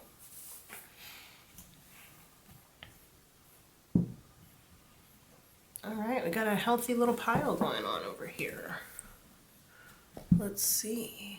First and foremost, so the way that these work is that at least one of the things on these slips should be really familiar to you, could have shown up in your life even in just in passing over the past few days, weeks, or months, but in a way that you would remember, or it could be significant to you somehow. So for example, if like a song came out, it's like your favorite song, or you heard it really recently, or maybe you have like a significant memory a couple of months ago that has to do with that song, right? Energy by Drake. Speaking of songs, I got enemies, got a lot of enemies, got a lot of people trying to drain me of my energy. That's that song. Trying to take away from my nigga. We've got here Avenged Sevenfold. That is a band. I don't really know any of their music, to be honest, but maybe that band has some meaning to you. Juggernaut. That is a word that's supposed to mean like a really heavy hitter. Like, that could, I guess, literally mean heavy hitter, but just like somebody who's really prolific in a way. Someone or something. That also, I believe, is the name of like a Marvel character, so that might have some significance to you. The Game. That's a TV show about football players, their wives and girlfriends, and then one of the main characters, his name was Jason Pitts, so that's coming through. Annoying. Maybe you had a really annoying day today, or maybe it's been an annoying week. Maybe somebody called you annoying, or you've been getting really easily annoyed, or calling other people annoying. Grand Crew, that was a TV show, but a group of friends in LA who hung out at a wine bar. Bear Claw, he was on New Girl. He was a New Girl character played by Josh Gad. Speaking of friends in LA, that's also the name of a pastry, a Bear Claw. Kimberly from 90 Day Fiancé. She is from before the 90 days. I believe she's like a military veteran, and I think she lives in San Diego. If you know, you know. Here we've got Key Tattoo. So maybe you have one, maybe you're thinking about getting one, maybe you just got one removed or something like that. Bon Iver, AUATC, ate up all their cake. I was up all night We've got privacy here. So maybe you are really concerned about your privacy just in general. Maybe you have like a little privacy paranoia. You might also have recently done some things to like increase your privacy, like maybe you got some new cameras, or you changed your passwords, or got some new locks or something. Maybe you changed your locks. Legally Blonde. Iconic movie. Series, really. There are 2 of them. Is there a third? I don't think so. Starring Reese Witherspoon as Elle Woods. There's also a musical. Jessica Alba, Fantastic Four. So Jessica's in parentheses. New Girl did come up. The main character's name in New Girl is Jessica. Jessica Day. So the name Jessica could just be significant somehow. What do we have here? Pirates. So pirates are known to be thieves. That also made me think of like pirating music. So maybe you were one of the music pirates back in the day, when people used to just like download music for free. Painting. So maybe you either are a painter, or you saw a painting recently that really moved you, or you just bought a painting, or maybe you've been spending a lot of time like at the museum or something. Maybe you paint houses. It doesn't have to be like fine art painting. Maybe you just did a painting today and it was like a watercolor with your kids or something. Anthony Kiedis, Remy Wolf. So Anthony Kiedis is the lead singer of the Red Hot Chili Peppers. He's also acted just a little bit, making me think of his brief role in Point Break right now. But Remy Wolf, she is a musician, and she named one of her songs after him. So she has a song called Anthony Kiedis. So any of those things could be significant to you. Nobody's Supposed to Be Here by Deborah Cox. How did you get here? Nobody's supposed to be here. I've tried this love thing for the last time. My heart says no, no. Nobody's supposed to be here. Okay. Confidence.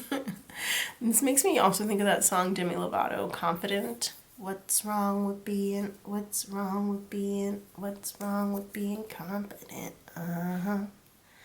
Okay. Also that makes me think of like telling somebody something in confidence, especially since it came out under privacy, like, so that could have to do with telling somebody a secret or you being told a secret. Helena by My Chemical Romance. It's a song. Long ago. Okay. Bob Marley. Jamaican musician. Iconic Jamaican musician. Katara from Avatar The Last Airbender. So if you're familiar with Avatar The Last Airbender, there is the whole thing about when Katara steals the waterbending scroll from the pirates. And we have pirates here, and it came out right underneath. So yeah, specifically that episode might have something to do, might be significant somehow. Here we have Betty Davis. This is a famous rock and roll / funk musician. She was Miles Davis's wife. That's Betty, Betty with a Y, Davis. Kendrick Sampson, actor. You may know him from Insecure, or maybe like The Vampire Diaries, or a few other things. The Format. That's a band, like an indie rock band. Nate Rouse was in there.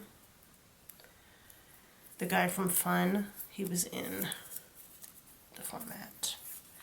Valentine's Day. Maybe you're watching this around Valentine's Day. Maybe you just watched that movie, that awful movie. In my opinion, awful movie. About Valentine's Day, where it's literally called Valentine's Day and it's like an ensemble cast. Maybe it's Valentine's Day is coming up, or that could be your favorite holiday or something like that. Burn by Usher. I think that you should let it burn. Uninvited by Mallrat. That's a song. Smiles are always toothless, but I run out of excuses. All right, ballet slippers. So literally you could be a ballet dancer. You might have just like ballet slippers. I'm also thinking about ballet flats, the shoes. I said OPI, but it's actually, that nail color is actually by Essie. It's like a very pale pink. But OPI nail color, I guess, could be relevant. Jill Zarin, she's one of the original New York housewives, Real Housewives of New York. All right, we've got Mike's Mike on YouTube. He's a YouTuber. He does like recaps of TV shows and stuff. Cricket, that's a game. It also is an insect. Baby Mother, rapper from Tennessee, Chattanooga, I believe. Suitcase, so maybe you're traveling or you're going on a trip. Maybe you're living out of a suitcase right now. When I picked up Baby Mother, I did also think about how, like, you know, a lot of musicians would go on tour in Europe. I wanted to say Egypt for some reason. That was so random. Europe, and it made me think about that, and then Suitcase came out, so it was like confirmation for me. The number 10, so that could be the month of October, diez, I want to say. So it's 10, Spanish for 10. You could be like one of 10 people in your family. You could live on the 10th floor, 10th Street, 10th Avenue. Maybe there's 10 people in your class or your friend group or something like that. Angus thongs and full frontal snogging. You could be seeing 1010. This is a book. It did turn into a movie. The movie was called Angus Thongs and Perfect Snogging. It's the Georgia Nicholson series from Louise Richardson. Baby Girl Lisa. So Baby Girl Lisa and Kimberly, they both dated the same guy. I think Lisa was actually married to him for a very short time. His name is Usman. But they dated the same guy. He's like a Nigerian musician. And they were all on 90 Day Fiancé. Fire signs, Aries, Leo, Sagittarius. So that could be in your Sun, Moon, Rising, Venus. End of Time by Beyonce. I love that song. Real Love by Mary J. Blige. Real love. I'm searching for a real love.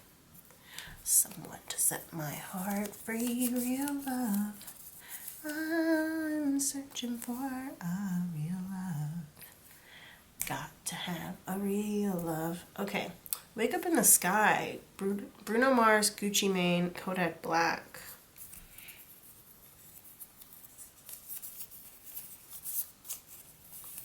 Splinter by Spill Tab. That's a song. Juicy by Doja Cat featuring Tyga. Okay, we've got a lot of songs coming out right now. And that's 1, 2, 3, 4, 5 in a row. That's interesting. Signs just came up, like that song by Snoop Dogg. Endings, Beginnings. That's a movie starring Shailene Woodley. Interesting that we have like End of Time and then also Endings, Beginnings here.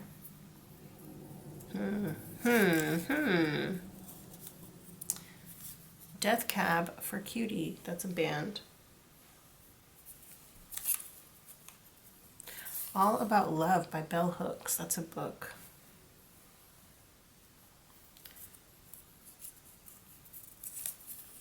This Lullaby by Sarah Dessen. That's another book.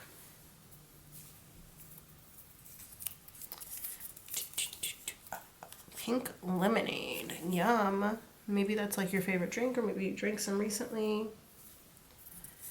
Or maybe you bought some for somebody else. Mugler. Designer.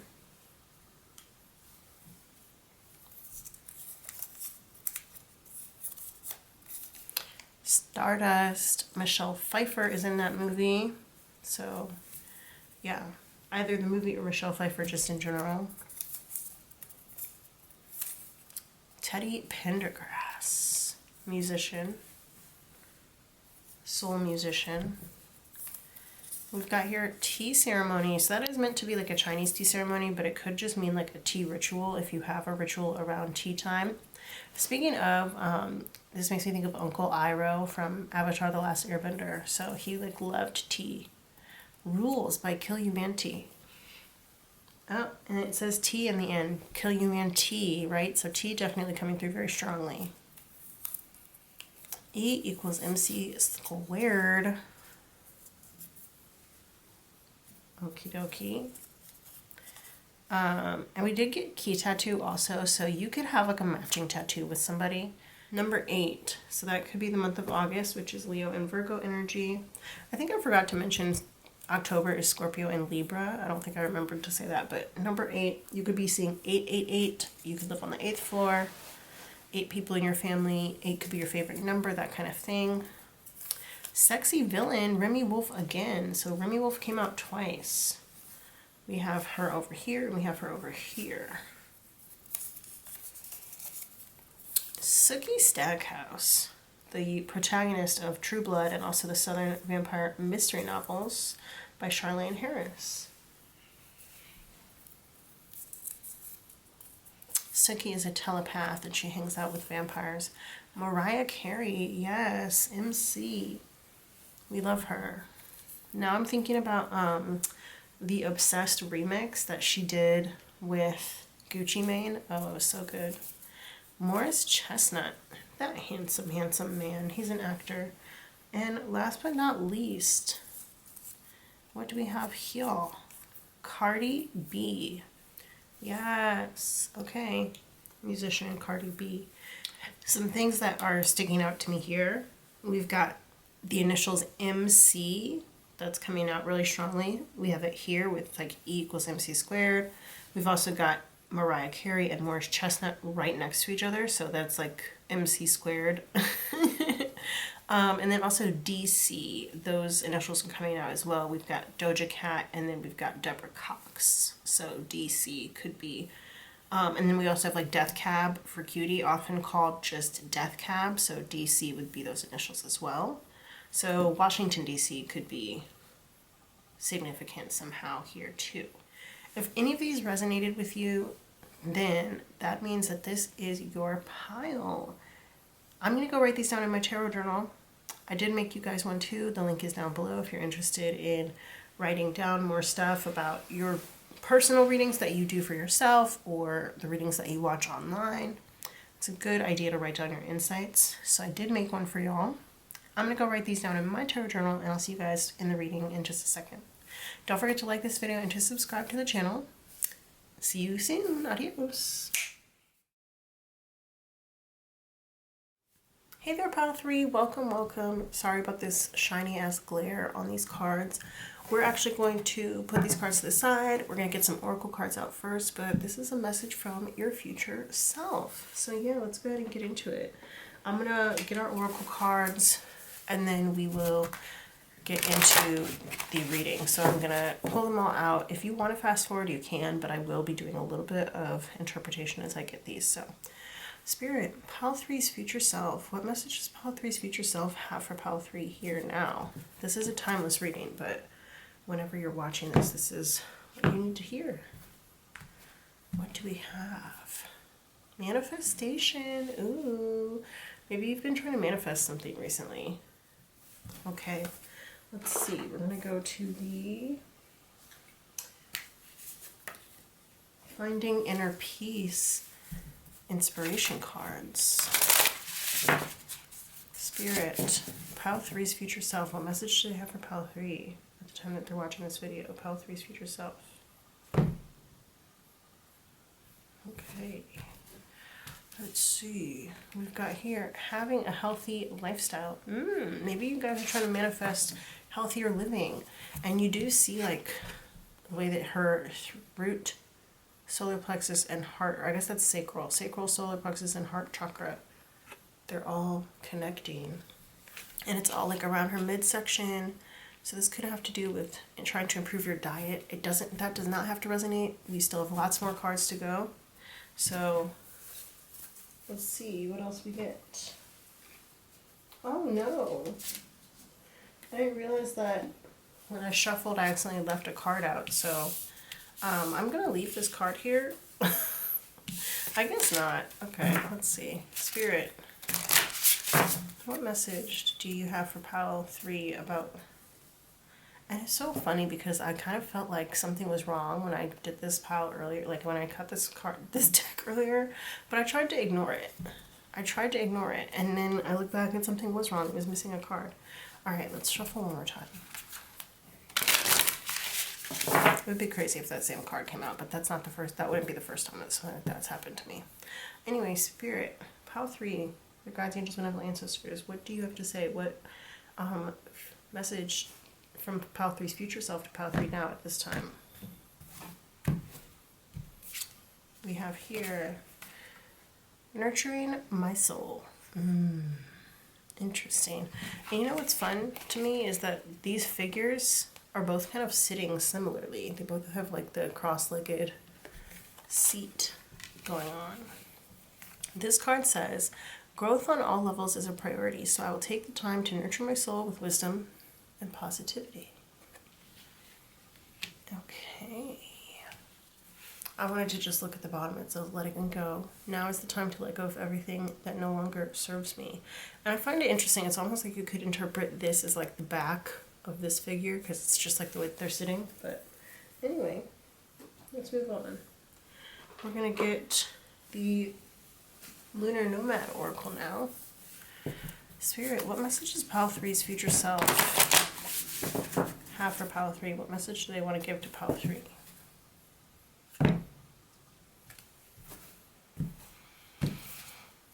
Tower. This is about strong foundations.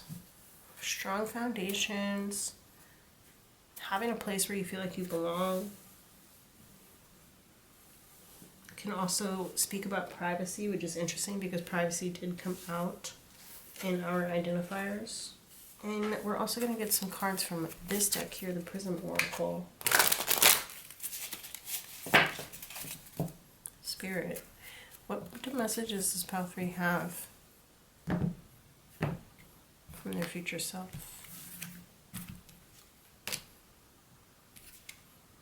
Okay. I'm like doubting. There's like a lot of doubt going on ever since this one. Like, I should have just listened at first, but I don't know. Should I reshuffle this?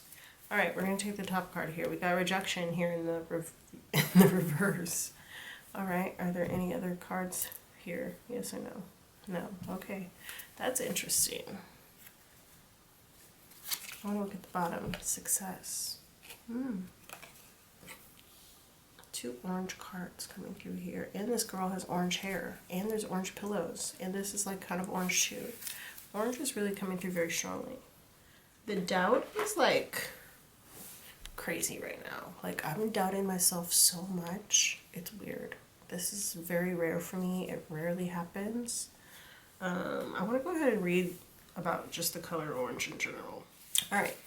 It says, orange combines the fiery energy of red with the optimism of yellow. Like a sunrise signaling a new day or a burst of citrus, it can elicit feelings of warmth, happiness, and high energy.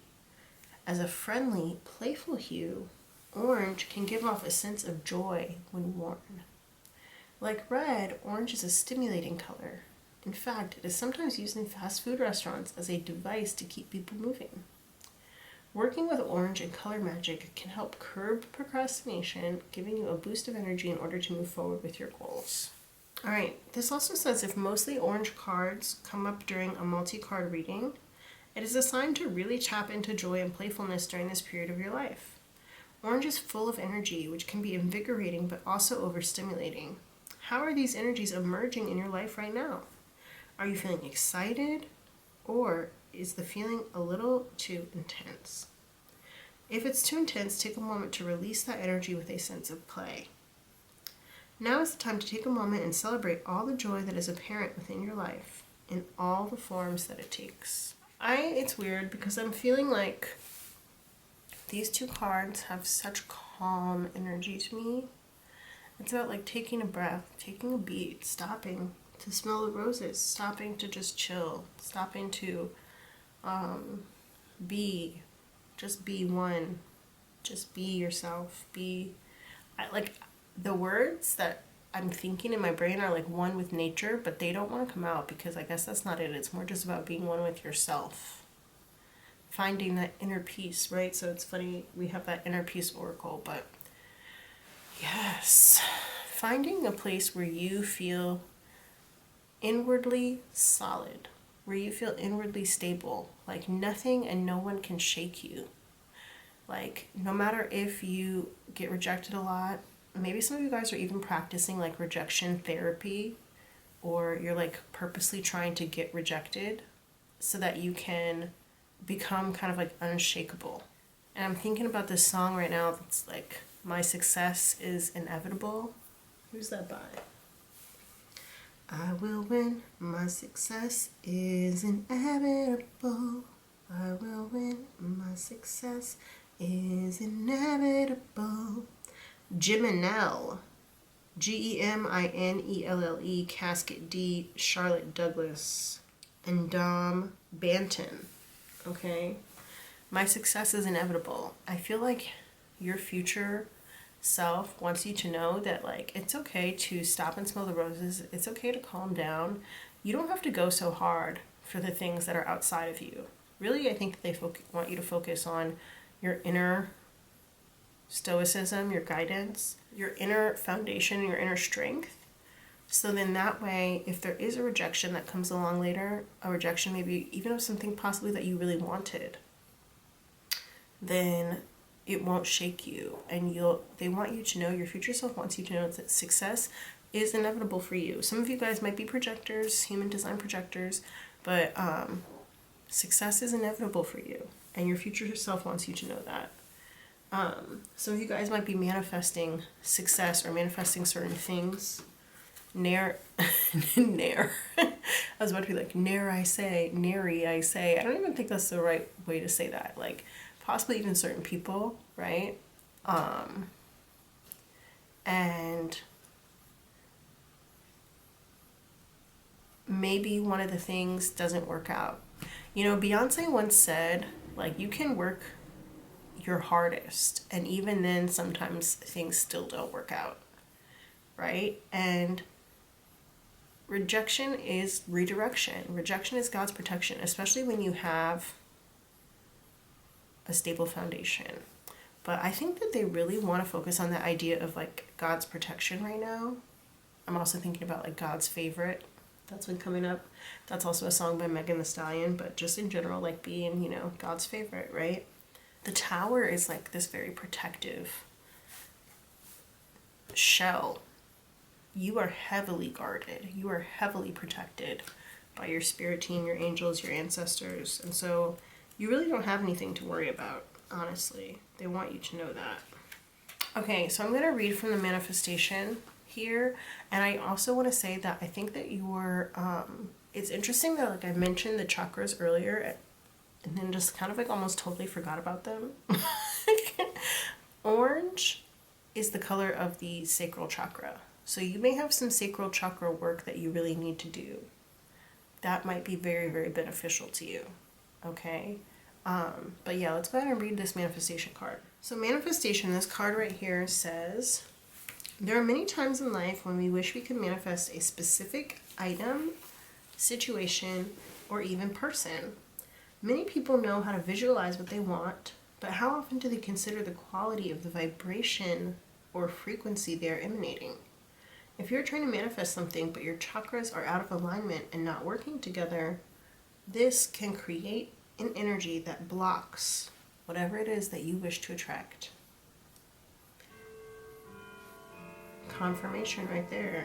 The following heart manifestation balance helps you bring your heart, solar plexus, and navel chakras into alignment so that your energy can work for you. It is so simple. Your heart chakra represents your heart's desires and intuition. Your solar plexus chakra represents your sense of self, material reality, and your gut instincts. And your navel chakra represents your creativity, fertility, and ability to manifest.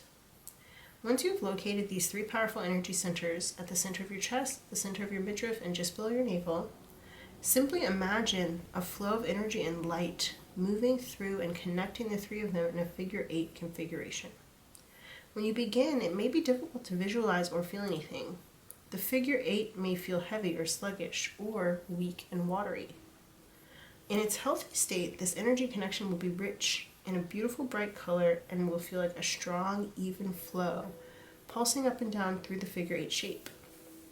Placing your hands on any of these 3 chakras may help you feel the energy, and closing your eyes can make it easier to sense the clear, bright color emerging in your heart manifestation connection.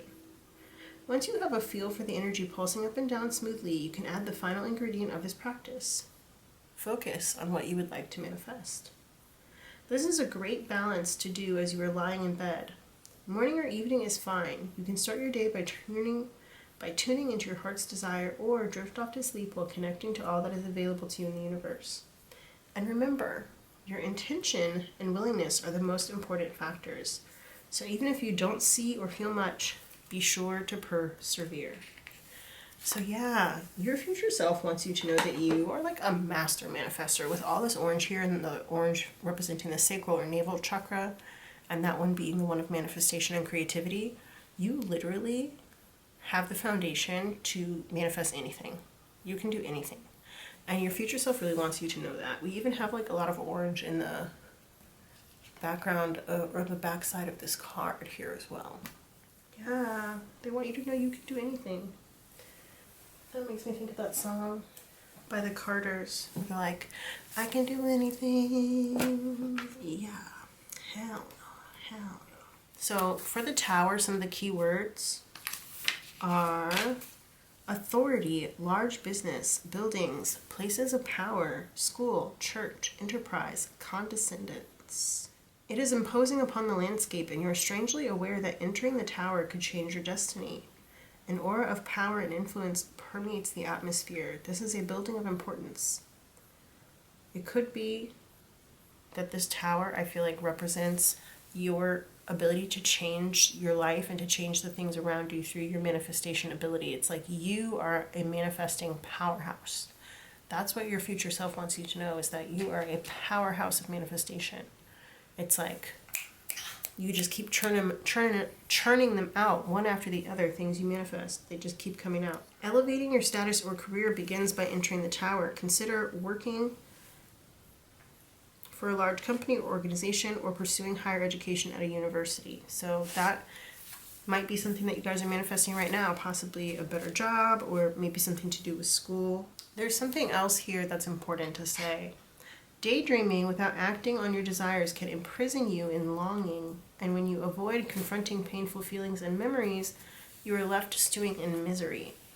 And in that case, the tower can become a shadow or a torch. What are you locking away from the world? What feelings are you trying to swallow?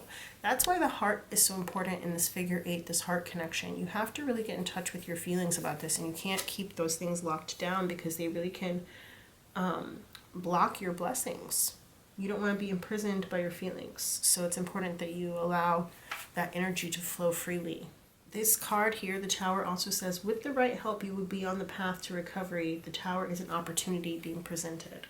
Okay, so don't be scared by this rejection card in the reverse. This also could be representative of you like reversing a rejection. Like maybe someone or something rejected you in the past, and now you're able to manifest so that they accept you and that you have success, you know? You never know. Things like that happen all the time. I do feel like I would be remiss if I didn't mention, you know, there are a lot of like subliminals and stuff out there that help people with manifestation. So you might want to look into some subliminals. I have a few favorite channels. Of course, Rita Kaminsky, Queen Alice Love, Bayesian Cafe, I Want It, I Got It. There's a few others. There are lots of subliminal channels out there, but yeah, you might be able to like really turn something around. Like a situation where you were rejected, you might be able to manifest a successful outcome in that scenario, which would be pretty cool. So yeah, you are a master manifester, and your future self really wants you to know that. I also think it's important with the nurturing my soul being here, number 17, like you could be deciding to possibly go back to school or something like that, or just learn something new. It doesn't have to be in a formal setting, although the tower would probably suggest that it is in kind of a formal setting, but it doesn't have to be. but you could be trying to do something to like better yourself or to better your life in some kind of way. And I see that for you.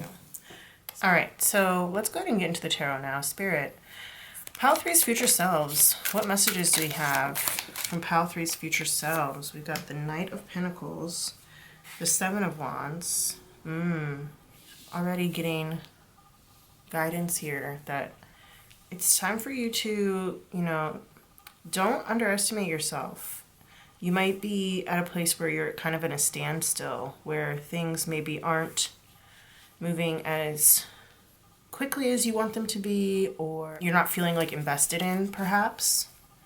But the Seven of Wands is saying like, you have to be the one to stand up and fight for yourself. What do we have here? We have the Lovers in reverse. King of Swords in reverse. And I do kind of feel like a choice has to be made here. The Lovers often talks about a choice. King of Pentacles also in reverse. This is very interesting energy.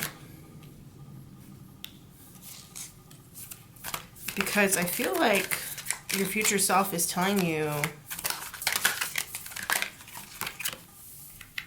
there are some subconscious things that you're dealing with, or maybe rather not dealing with, when it comes to how you think about, plan for the future.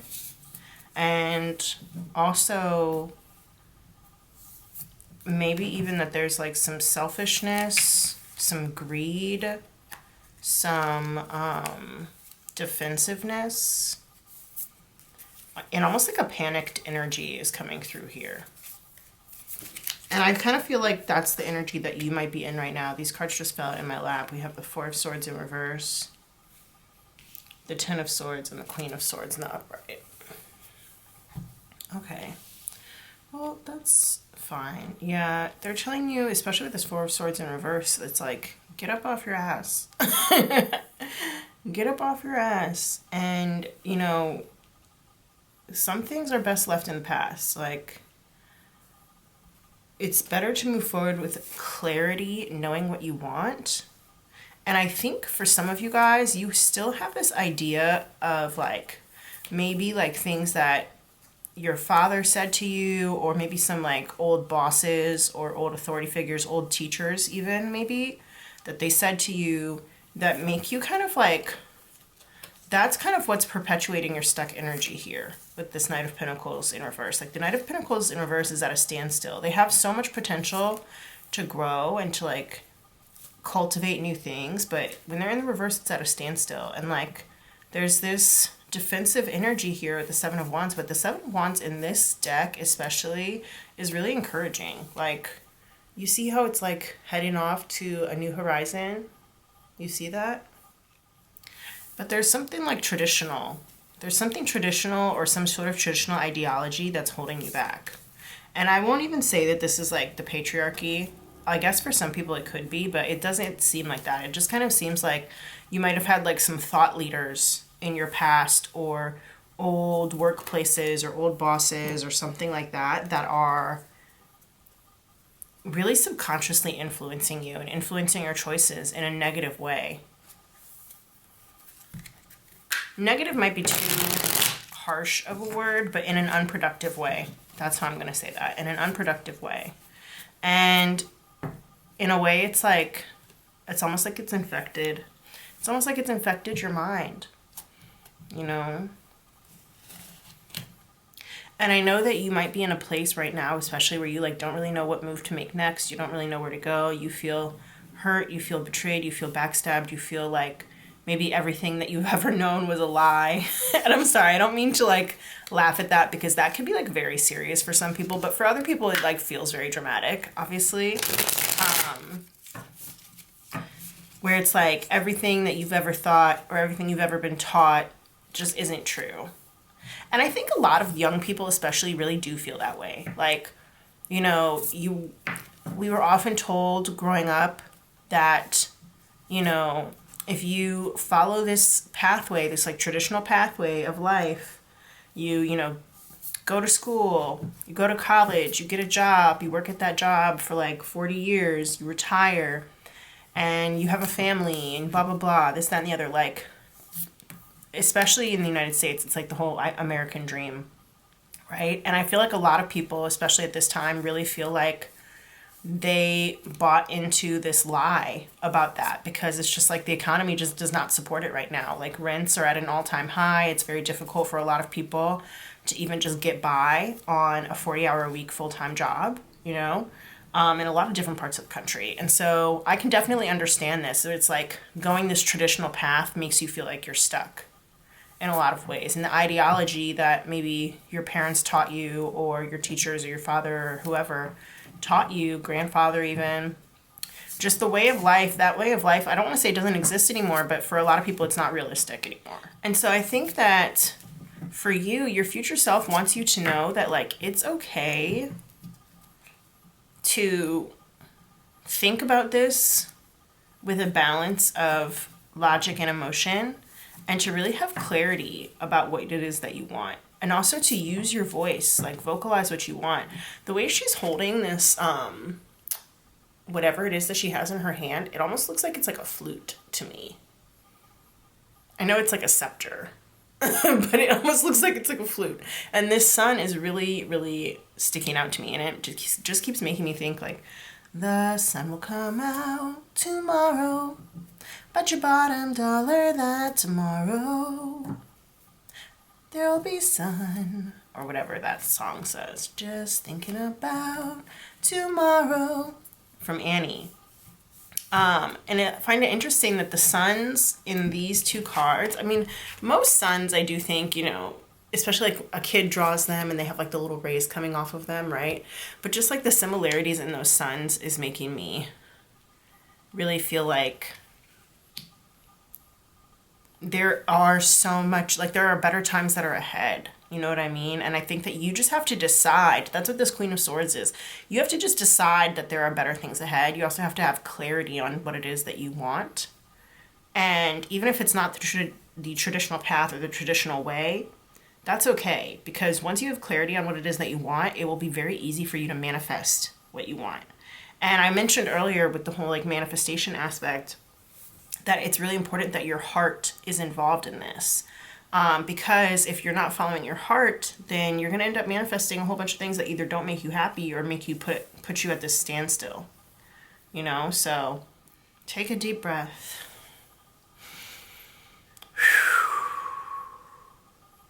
And tap into what it is that you really want. Even if you have to like write about it, write it out, journaling could be very helpful for you. The Ten of Swords, I think of it sometimes as like a philosophy card, where philosophers, they go through all of these different possibilities of like, what's the meaning of life? Maybe it's this, maybe it's that, maybe it's this other thing. And like, what about this, right?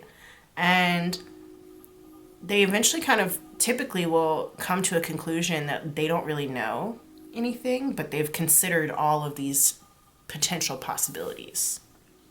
And they've considered them all in like a really deep and thoughtful way. And poetry is also coming to mind right now. Like, that could actually be, I think, very helpful for you. Either writing it or reading it could be very helpful for you, because I just feel like you need to potentially learn from some new masters. And it's interesting that the Tower came out, and the Tower's talking about like maybe education and things like that, going back to school, or something like that, just new foundations. I feel like you need to learn from some new masters, because that could provide you with that emotional and mental clarity that you're seeking. And like poets and philosophers, but especially poets, like the way that they blend like memory and love and emotion with all of the different words in their selected language in order to tease out and eke out and nurture different ideas, feelings, and clarify those feelings using like so many different words. It's like almost scientific in a way, right? I know that a lot of people think like that there are a lot of differences between the arts and the sciences, but artists, they have techniques just the same way that scientists have techniques, And so I think that you have a real mind for those kinds of things that you haven't acknowledged. Whether you don't have to be an artist at all, you could be a scientist, you could be anything you want. And that's the thing, is you can be anything you want. You don't have to follow this traditional path if you don't want to, just because other people maybe told you that you should, or because it worked in the past or whatever. Subconsciously, you know what it is. You know what it is. You might have even been dreaming about it. Some of you guys might have even like woken up in the middle of the night, like you might even be having nightmares about it, or you might just be like waking up suddenly from a dream, like, oh my gosh. For some of you guys, your dreams might be feeling very realistic as well. Until you admit what you really want, and the Queen of Swords can be about honesty too. Because I feel like with the King of Swords here in the reverse, and also the King of Pentacles here in reverse, there could have been some dishonesty in the name of money, dishonesty in the name of greed, dishonesty in the name of, business or whatever. And or even like family or family legacy and things like that. And I feel like that's what's been keeping you stuck. Like that's why you're stuck here, wherever it is that you are. Because there's some sort of like subconscious thing that you're not acknowledging.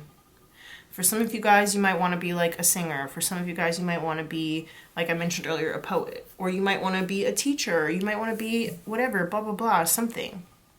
But until you admit that to yourself and you're honest with yourself about your heart's truest desires, you can't make it happen. It's hard sometimes, I think.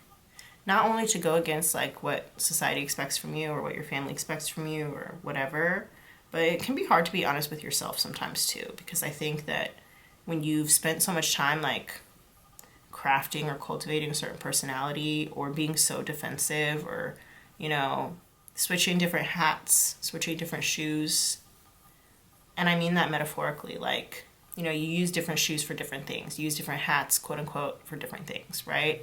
When you've spent so much time switching up who you are, it can be very hard to find like the truth of what it is that you really want.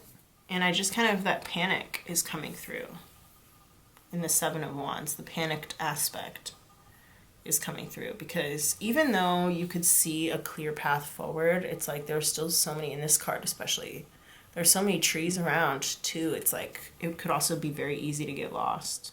Two of these like trees or rods, or actually three of them, are red. I don't know if you guys can see that. And so it's like they're like those flags that are kind of pulling you forward. I almost wanted to say red flags, but I don't feel like they're warnings. I feel like they're like when you play golf and they have like a flag in the hole to kind of let you know where the hole is from far away.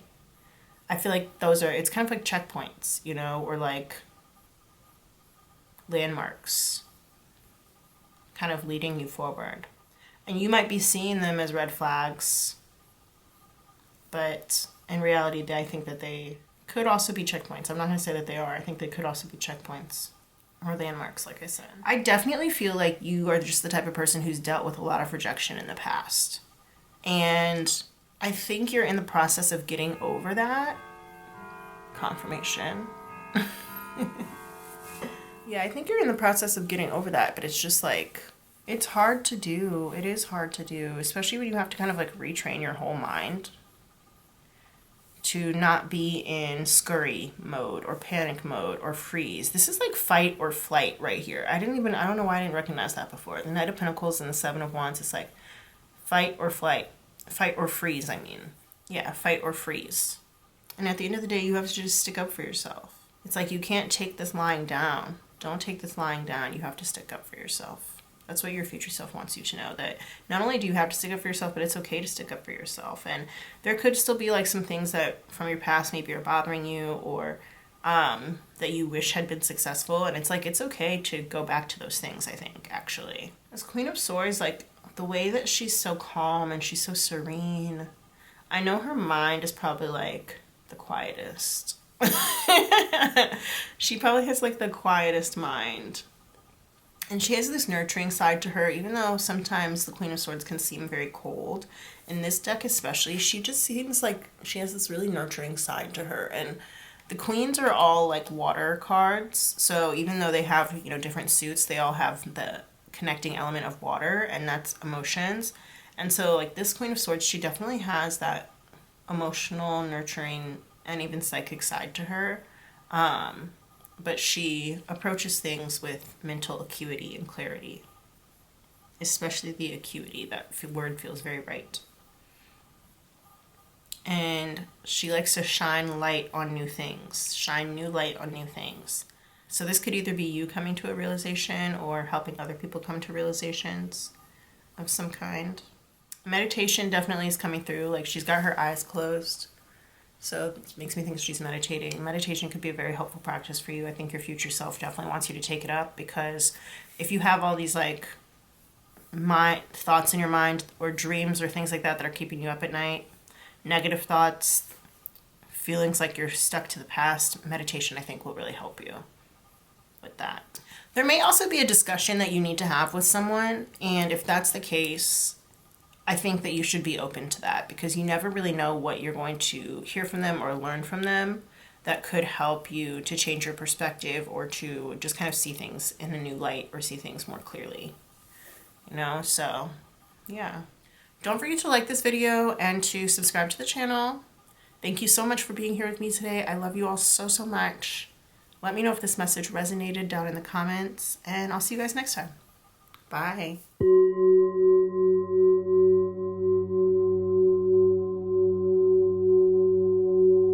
Hey there, Pile 4. Welcome, welcome. We're about to get into our identifiers for this reading. If you're interested in skipping this part, you can click the other timestamp in the description box. It will say Pile 4 reading. Alrighty, let's go ahead and get into it. I'm feeling like kind of quiet today. I don't know if that has anything to do with your reading. I guess it definitely has something to do with like the energy going into it, but I don't know. Spirit, please help me to connect to Pile 4.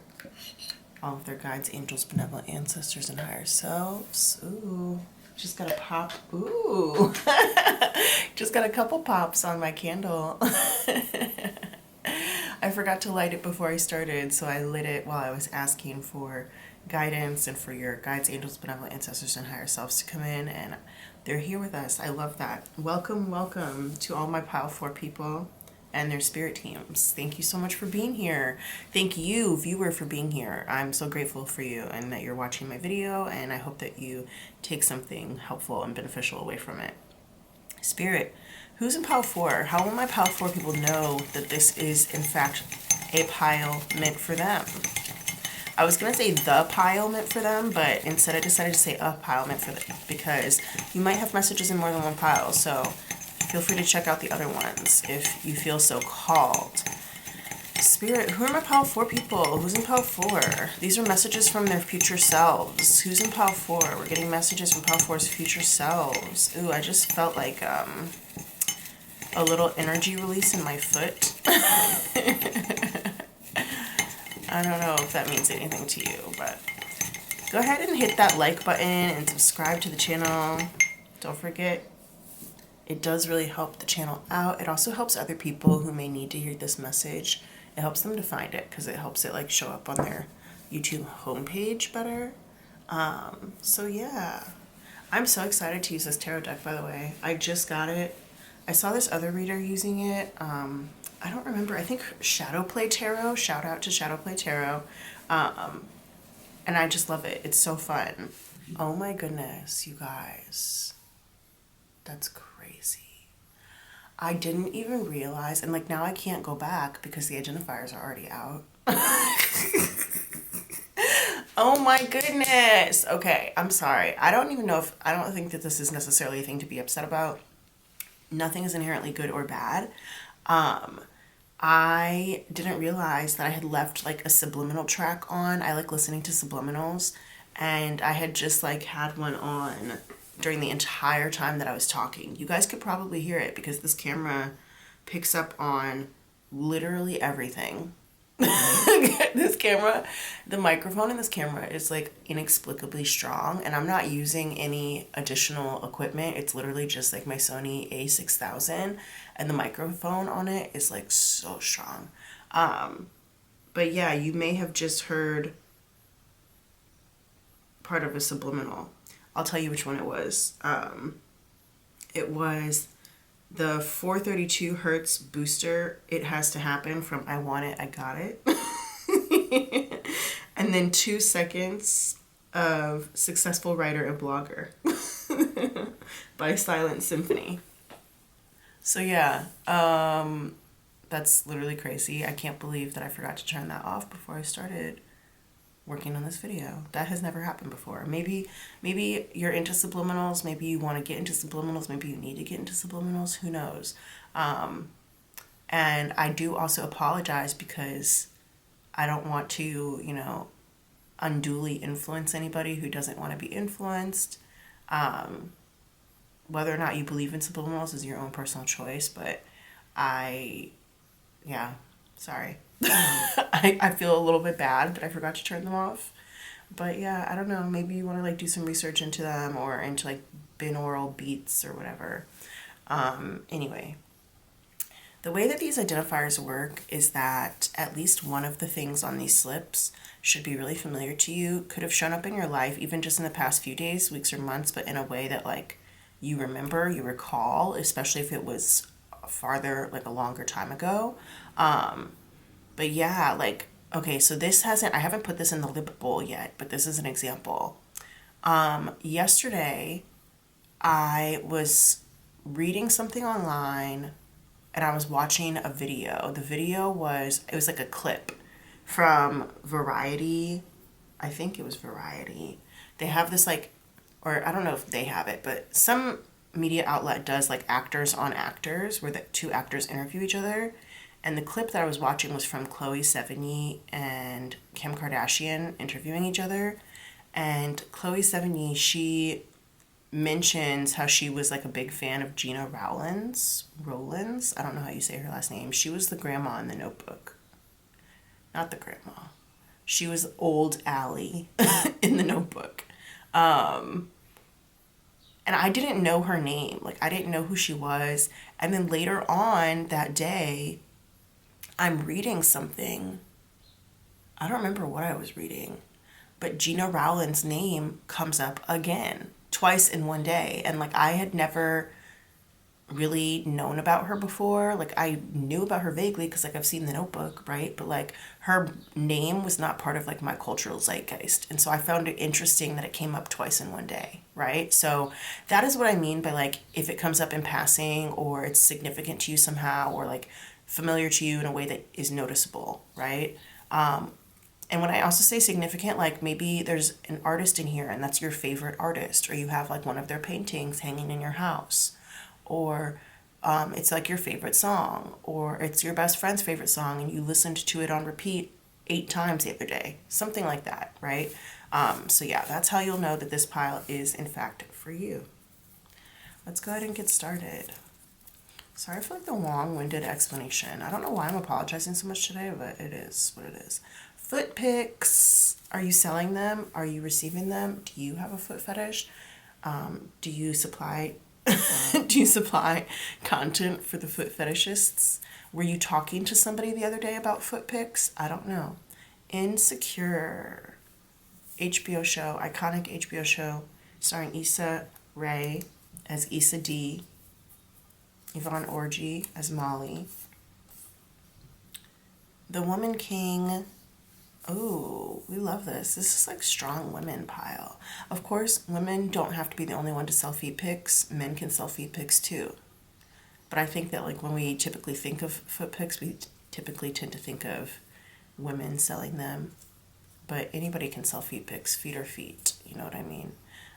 The Woman King is a movie starring Viola Davis.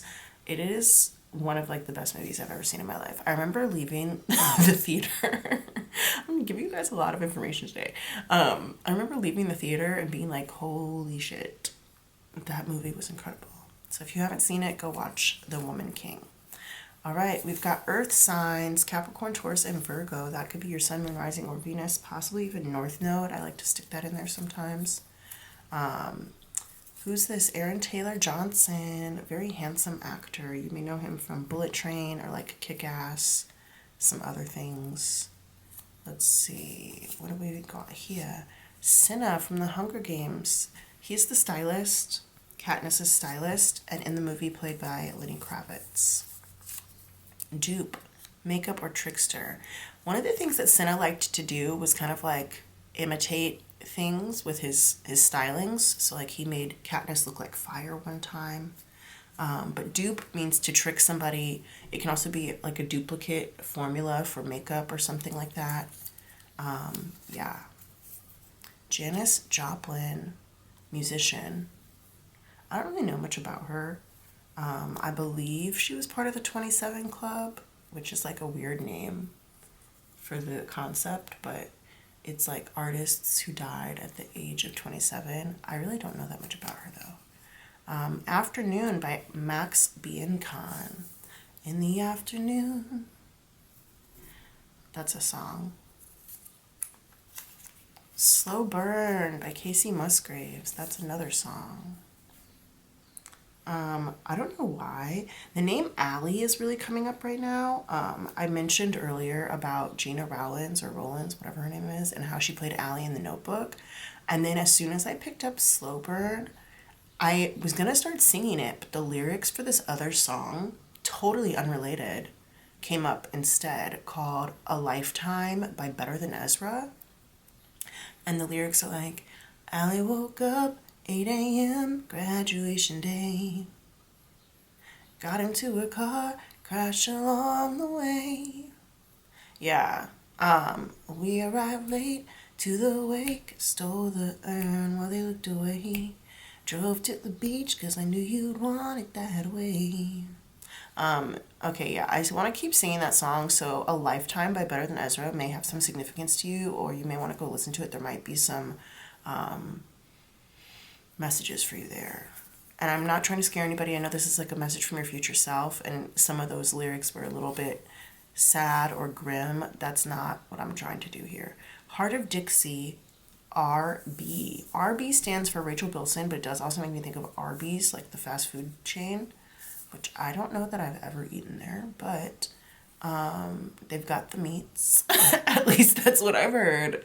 Heart of Dixie is a TV show starring Rachel Bilson about a New York City doctor who moves to Alabama to take over a family practice.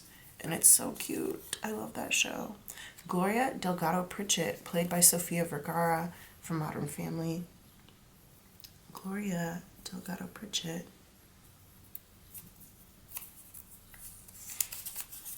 Boys in the Hood. That's a movie by John Singleton. Zach Brown Band, Colder Weather. Said I don't want to see you again, but I'm stuck in colder weather. Maybe tomorrow will be better. Can I call you then? I want to keep singing that one too, so yeah, go look into it. Ladybug. Ooh, Ladybug. And now I'm thinking about this other song called Honeybee by The Head and the Heart. I don't know if that came out in a different pile. I kind of feel like it did. Monopoly. That could be the game. Maybe you're playing Monopoly Go. Maybe you and your family like to play Monopoly. Maybe it's like your favorite board game or something. Maybe you have a Monopoly on the babysitting market, or you had one because you're supposed to be 18 or over watching this. Although, you know, 19-year-olds, they can still be babysitters. So maybe that example is relevant for somebody. Philadelphia. Philly. Philly. Makes me think of Fahine from Boy Meets World, which did take place outside of Philadelphia. Swing, Swing by the All-American Rejects. Swing, swing, swing from the tangles of my heart is crushed by a former love. Skywalker by Miguel featuring Travis Scott.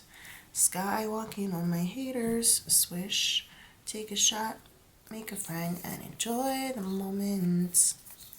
Las Vegas. Ooh, maybe you're from Vegas. Maybe you just went to Vegas. Maybe you're planning a trip to Vegas. I love Vegas. I really do. It's very hot there, though. Yeah.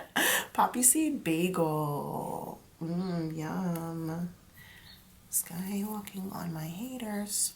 Swish. Gardenias. Those are flowers. That could be like your favorite flower. Maybe you're planting some. Maybe somebody gave you some. Maybe you gave somebody else some gardenias or something like that recently. Lil Sebastian. This one's about to rip, so I might have to take this out pretty soon. But Lil Sebastian, he is the mini horse from Parks and Rec. He's like the Pawnee mascot, basically. Parks and Rec is a TV show. Hand in my pocket, Alanis Morissette. Got one hand in my pocket, other one is throwing a peace sign or flicking a cigarette. I don't know why I always want to say those two things. Oh my god. You guys, I just have to say, ever since we got this grandfather clock put in this house, it wasn't working for a while. My mom decided to put it here. It wasn't working for a while. And now it is. And sometimes it's really nice, but like other times, like while I'm filming these videos, it's very annoying. Anyway, whatever. The number 3. This makes me think of that Britney Spears song. 1, 2, 3, da da da da da da.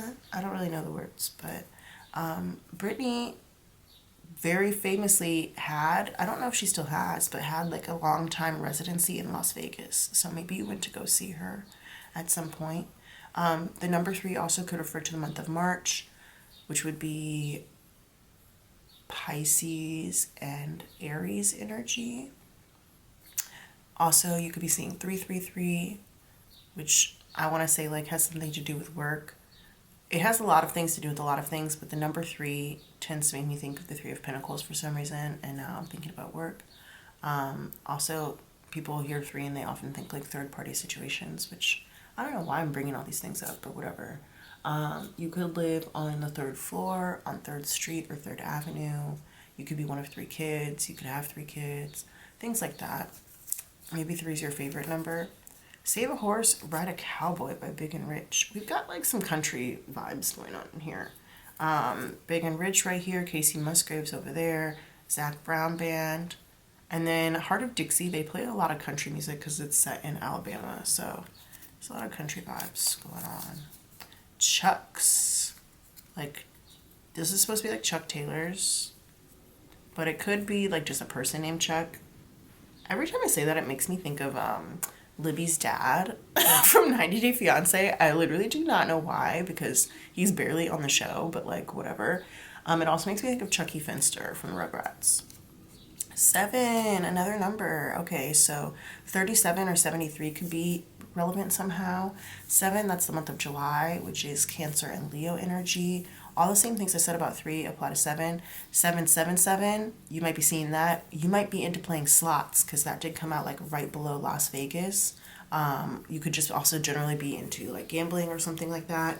7 could be your favorite number. You could have 7 people in your family. You might be living on 7th Street, 7th Avenue, whatever, stuff like that. You could be just like kind of a lucky person, maybe. I don't know. Crush by Jennifer Page. It's just a little crush. Not like I faint every time we touch. It's just a little thing. Crush. Not like everything I do depends on you. Sha-la-la-la. Justin Timberlake. Okay, so I mentioned Britney Spears. Now Justin Timberlake is coming out. Interesting. So you could have a complicated past, complicated relationship. Brushing teeth. Maybe you just brush your teeth. Maybe you are having trouble brushing your teeth due to like neurodivergency or depression or something like that. Neurospiciness. Chad Michael Murray. He is an actor. I don't feel like he's been in anything in like a really long time, but he used to be like a teen heartthrob. To be honest, I have not kept up with his career. But whatever. If you know something that he's been in recently, let me know in the comments. Jamaica. I wanted to say Mon. Jamaica, Mon. That makes me think of that Adele photo. Anyway, the one where she's like wearing the Jamaican flag bikini. All right, Doctor Strange, Marvel. I don't really know very much about Doctor Strange or about Marvel, but if you do, then this pile's for you. That rhymed. Substack, that's like a website where people write stuff and you can like subscribe to their writings. It's like, I guess like authors and journalists, bloggers, those kind of people use it. anybody who wants to develop a following as a writer could go on Substack, theoretically. Bali, Indonesia. Maybe you're from there, maybe you're planning a trip there, maybe you lived there for a while as like a digital nomad or just a regular working person, who knows. Beverly Hills, also Weezer. So that could be the song Beverly Hills by Weezer, but it could be either of those two things separately by themselves. Just Beverly Hills on its own or Weezer on its own. Beverly Hills, that's where I wanna be. Gimme, gimme, gimme, gimme. Living in Beverly Hills. Nicole Byer, she's a comedian. I wanted to say comedian with the two N's and an E on the end, which I don't really feel like is necessary as like a language for us to do that, to denote between male and female comedians, but you know, whatever. Anyway, maybe some people like it. I don't know. Nicole Byer, she is also an actress. You may know her. She hosts a show. I don't remember what show it is though. She also was on Girl Code, and also she was on Grand Crew. If I Were You, that's a movie. It's about this lady who, her husband, she finds out that he's cheating on her, he's having an affair, and she ends up like befriending his affair partner, kind of like on accident. Matthew McConaughey, actor, Texan actor, handsome Texan actor. You might know him from like Dallas Buyers Club or Dazed and Confused or like Failure to Launch. He's in a lot of movies. He's in a lot of stuff. I wanted to say with the whole If I Were You thing, like I said earlier, like I was picking up on like a little bit of third party scenario, and If I Were You obviously like fits very well into that. So yeah, I don't know. That doesn't necessarily have anything to do with your reading. It could just be maybe you're somebody's mistress or Mr. What's a male mistress called? I don't know. Bollywood. I wanted to say gigolo, but that's not right. Deuce Bigelow, male gigolo. Bollywood. Maybe you're into watching Bollywood movies. Pranks and Punked. So you could like pranks. You could enjoy pranks. Maybe you recently watched Punked or were talking about Punked. That was a TV show where Ashton Kutcher would like prank celebrities. Yeah, that was like a long time ago. That 70s show is also coming up right now. All Night Long by Lionel Richie. All night long, all night. All night long, all night. This is a 9. Number 9, okay. So 973 379 739 793. Any of those combinations, any of those could be significant to you. 9 is for the month of September. It is Virgo and Libra energy.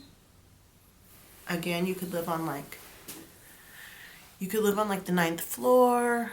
You could live on 9th Street or 9th Avenue, apartment number 9. You might be seeing 999 everywhere. 9 could be your favorite number. You could be born on the 9th. I'm also thinking of that song right now. 2 songs actually. Love Potion number 9. That's one. And then the other one is 9 by Willow and SZA. Ooh, that confirmation. 9 by Willow and SZA. If you don't know that song, go ahead and go listen to it because we got the little ding on there. Okie dokie, let's see. Earrings. You might be the type of person who has a lot of earrings or has a large earring collection. You might have a lot of ear piercings.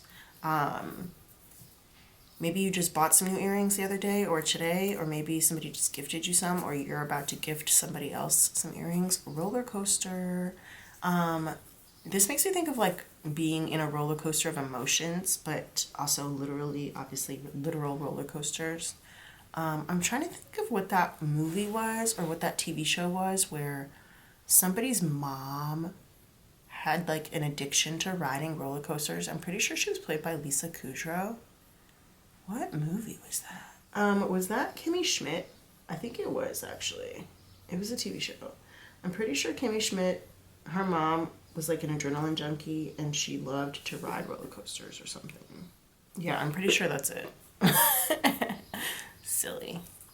That also makes me think of the roller coaster in Las Vegas. I want to say it's at New York, but I'm really not sure. Maybe it's at Circus. Financially independent. Maybe you're working on your financial independence journey. Who knows? What else have we got here? ATVs. ATVs. Those are like those four-wheelers that people ride around in like the jungle or the country. Somewhere in the dirt. Sometimes also on like The Bachelor or Bachelor in Paradise. No frauds. Nicki Minaj, Drake, and Lil Wayne.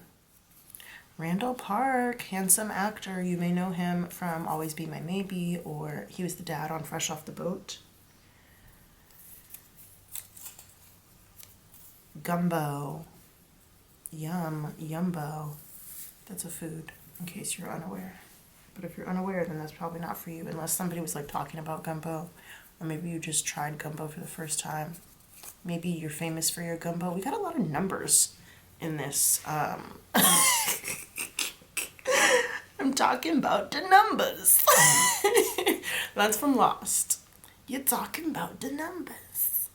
Shout out to Mike's Mike. Love you. Anyway, go watch his little Lost series if you haven't seen it yet. It's fantastic.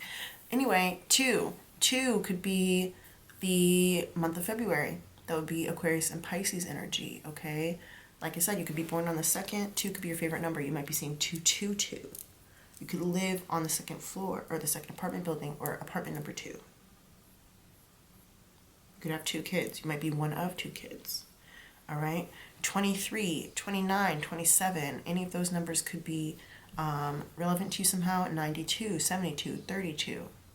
And any combination of 3, 2, 7, and 9. That might be relevant to you somehow. This is like, it's a lot of numbers. I don't know why it's so many numbers. It just is. I don't know why a lot of things. Vietnam. Okay, Asia. Asia coming through. Bali is in Indonesia, which is like kind of Oceania, I guess. Oceania, Asia. Now we have Vietnam.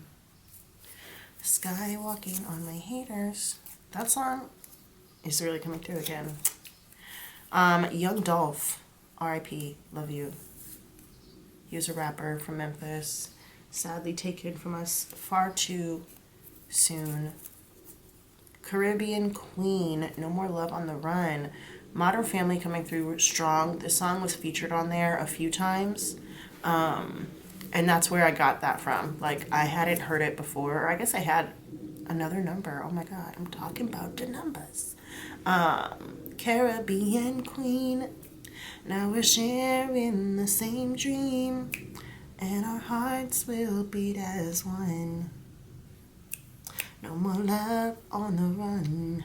Okay, number 5. All the same things I said earlier about all the other numbers apply to number 5. 555, apartment number 5. Born on the 5th, one of 5 kids. Ooh, this is like a rap. Any of the combination of these numbers with the number 5 added in, yeah, go for it. 57, 75, 35, 53, 25, 52, 59, 95. Those kinds of things, you know. I'm talking about the numbers. My leg just decided to like fall asleep. Oklahoma. Yeah, the country vibe is not like strong, but it's there. You know what I mean? It's there. Romance novel. Ooh, maybe you're into reading those. Maybe that's like your favorite genre or something. Maybe you're a romance writer. Ooh, do you write like actual real romance novels or like romance fiction, fan fiction? You could be a fanfic writer. I wouldn't hate it. Mahershala Ali, another handsome actor. You might know him from lots of things, but Moonlight is one of my faves. Peggy Hill, King of the Hill. She is one of the main characters on King of the Hill. King Curtis, That Kid Loves Bacon. So king, the word king is coming out twice in a row, which is a little crazy. I guess that's why we just got that little confirmation from the clock. Even though I was over here sighing like, ugh. It was important. So yeah, the word king coming through real strong. Of course, also Fat Kid Loves Bacon makes me think about Bobby Hill, obviously. All right, so my camera cut off. Dumb, annoying, but it is what it is. So I did pull out like one, two, three, four. I think at least four more before the camera cut off, and for some reason those didn't get recorded. But anyway, I guess I was supposed to stop and say this because it stopped at Peggy Hill from King of the Hill and then also King Curtis. I am a KJ, that's a karaoke jockey, and I host karaoke nights sometimes. And one of my karaoke patrons, he goes by the nickname of King. Shout out King. And he was like the first thing that I thought of when that came out, when both King of the Hill and then King Curtis came out. I was like, King is really showing up. Oh, okay, my friend King, maybe karaoke King, right? And then later on, Picture by Sheryl Crow and Kid Rock comes out. He and I don't sing that song together, but we do duets sometimes. Pretty often, actually. So maybe like a duet situation is resonant with you. For some reason, I feel like I had to mention that. Anyway, we got Anderson .Paak. He is a musician from California. That song Come Down is coming through right now. Angela Bassett, wonderful, very talented, very beautiful actress. You might know her from American Horror Story, When Stella Got Her Groove Back, What's Love Got to Do with It, the Tina Turner Story, those kinds of things. Cold Hearted 2 by Meek Mill is here. That's a song. I love that song.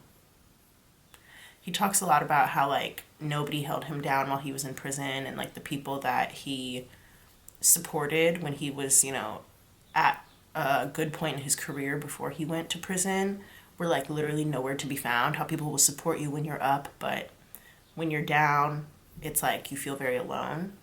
And he was like, I was the one standing in that jail cell all by myself, And he also said something about how he has friends, or at least a friend, who's still on the inside, who he calls every single day because he knows how it feels to be lonely. And he's like, that guy has nothing to offer me at all other than just like his friendship, and how he like really values that. So definitely go listen to that song if you haven't heard it before. It's very moving. At least I find it very moving.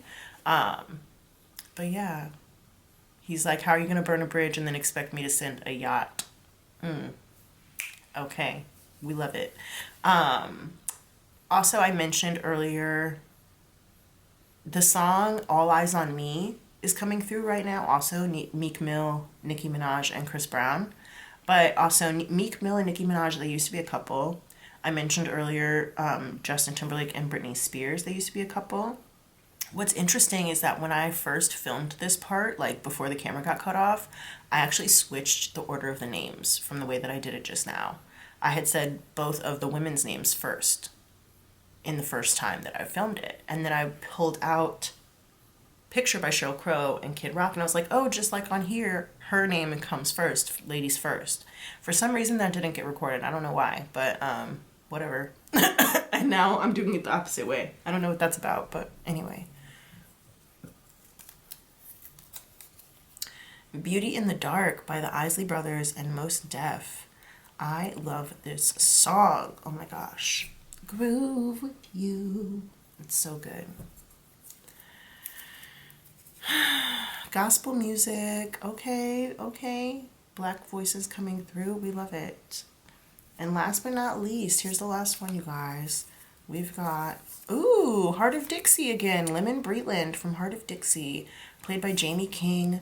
If you haven't seen that show, you might want to go watch it because it is, first of all, so cute. Secondly, interestingly enough, when I was talking earlier about the whole third-party situation, I was actually going to mention that there were quite a few of those in Heart of Dixie. It's like a small town drama / comedy. It's a comedy drama. Dramedy? Yeah, that's what the people call them.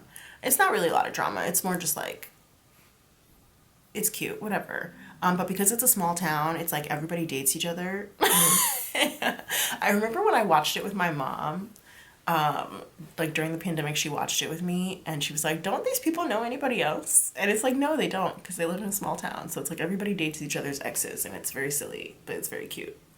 I do recommend it because I think it's adorable.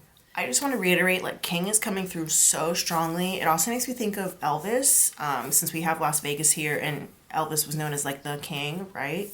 But yeah, King of the Hill, King Curtis, the Woman King, and the fact that they're all sitting in this, like, same area is really, really coming through very strongly. Also, we have Earth signs here, so that makes me think of, like, King of Pentacles energy. 2, exciting. Monopoly, yes, that's, like, straight up King of Pentacles energy, okay? Something else that was coming through is the initials A-T, especially, like, if it's a first and middle name, or I guess it doesn't really have to be, like, Aaron Taylor Johnson. Taylor was his, I think that was his wife's last name, and then they hyphenated them. I don't know. But then we have, like, so it's ATJ right here and ATV right here. So AT being the first 2 initials of somebody's name or something like that might be significant. Philadelphia, I know, like, it straight up just came out right here, but I forgot to mention when I was talking about Meek Mill, he is from Philly, from the Philly area. So, and he has, like, a lot of hometown pride. He does a lot of stuff for Philadelphia. So that might be relevant somehow to somebody. And then last but not least, the initials MM are coming through pretty strongly as well. We've got Matthew McConaughey, Chad Michael Murray, so MM for Michael Murray. Oh, and Meek Mill, obviously. I was like, what is that? Meek Mill, obviously. So yeah, MM. And that makes me think of M&Ms. Anyway, I'm going to go write these down in my tarot journal. If any of these resonated with you, then that means that the reading that's on its way with this psychedelic space tarot is going to be for you.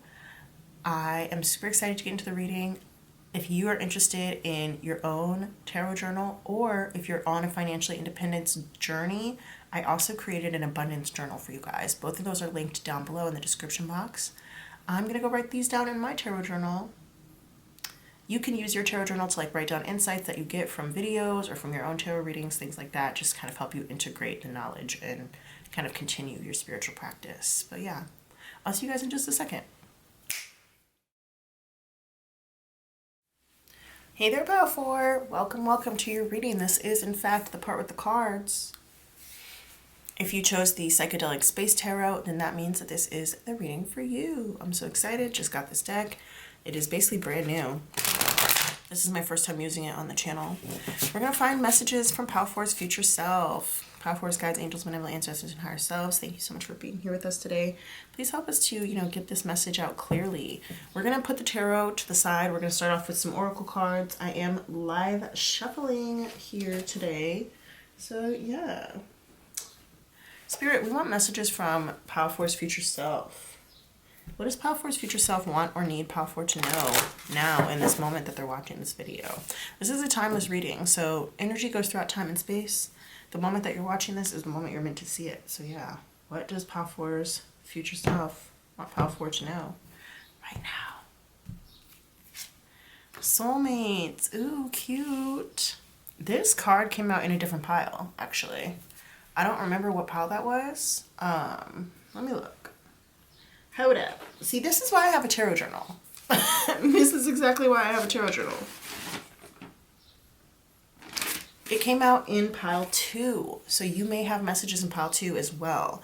Interestingly enough, I did say, like, in the identifiers portion of this reading, like, I made a distinction between the pile for you and a pile for you. So definitely I do feel like some of you guys may really have messages in another pile, and for some of you guys that may be pile 2.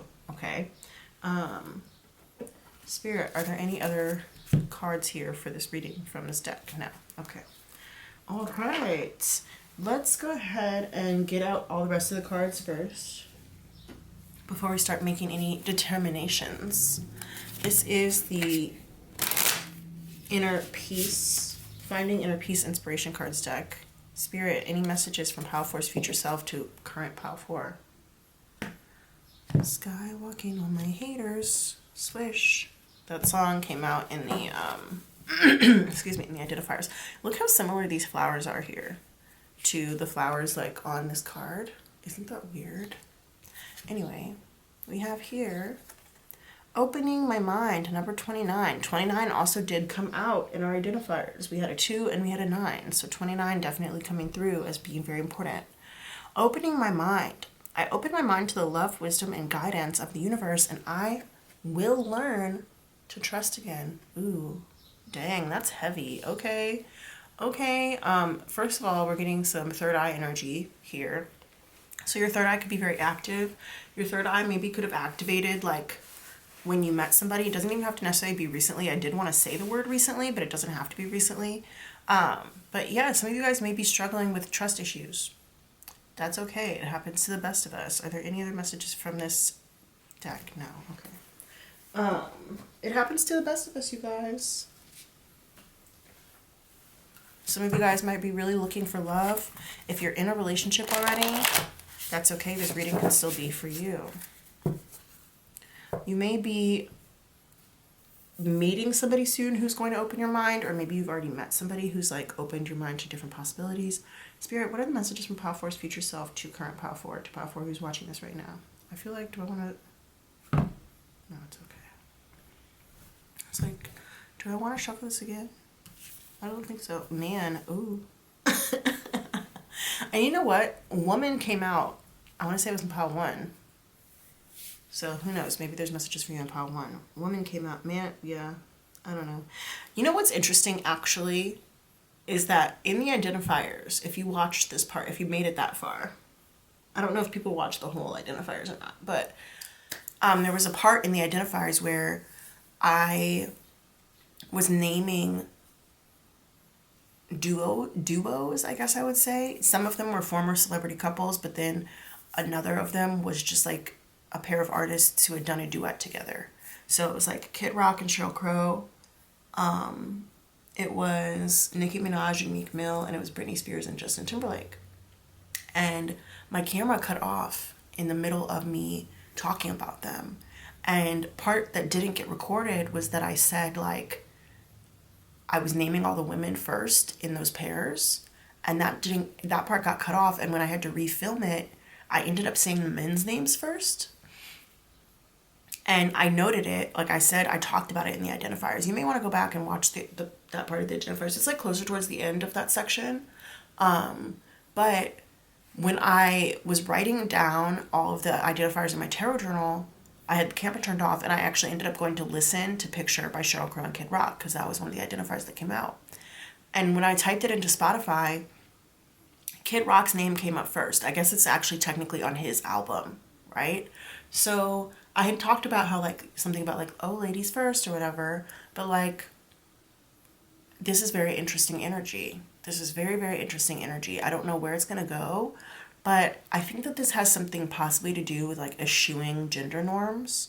And eschewing means, like, to cast away. Casting away gender norms, potentially. I don't know if this is going to have anything to do with, like, toxic masculinity or anything like that. This guy does look pretty sensitive, but, you know, looks can be deceiving. But can't always judge a book by its cover. And I'm not speaking about any person in particular. I'm not speaking about any people in general. You know, that's just a platitude. It's a thing that people say. But this definitely is going to have something to do with manhood. It's going to have something to do with gender roles. I think especially in terms of relationships and relating to other people, opening the mind as to what it potentially means for a man to be a man. And that, of course, includes trans men as well. And non-binary people who may occasionally or sometimes or even often identify as male. But yeah, I don't know what this is going to be about. I'm super excited though, because it's like I'm already just drawing these parallels. I'm already feeling the energy attachment from the identifiers to here. So this is cool. Sometimes the identifiers, like, they really do start the message off. So if you want to watch them, you know, go ahead and go back and watch them. But yeah, ooh, interesting. Skywalking on my haters. That song Skywalker by Miguel and Travis Scott coming through so strong. Anyway, any other messages from this Lunar Nomad Oracle? Yes or no, Spirit? No? Okay. Let's see. We're going to get this Prism Oracle out now. I love this deck. It is so good at, like, capturing the feelings of a moment or of a time. So yeah, let's go ahead and Spirit, the Prism Oracle. Spirit, what does Pile 4's future self want current Pile 4 to know? Pile 4 who's viewing this. What are the messages from Pile 4's future self? Help us with this message, please. Skywalking on my haters. I don't know why I'm recutting this, but okay. Yeah, that feels like the same. That felt very much the same, but whatever. Skywalking on my hate. Whoa. You see this eye here? And you see this eye here? Do you understand? Do you understand now? I'm just kidding. I haven't even explained it. So, I mean, maybe you understand. Maybe your intuition is like on point today or whatever. But this is crazy. That's all I'm going to say. This is crazy. The imagery is so strong. It's so strong. I love it. Any other cards from this deck? Okay. Ooh, red. Red coming through. Okay.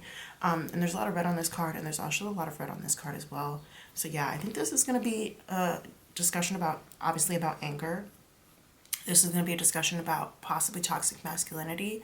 This is going to be a discussion just about, like I said, what those like deeper emotions that you may be harboring, that maybe you haven't explored, okay? And like how to direct your energy in a constructive way.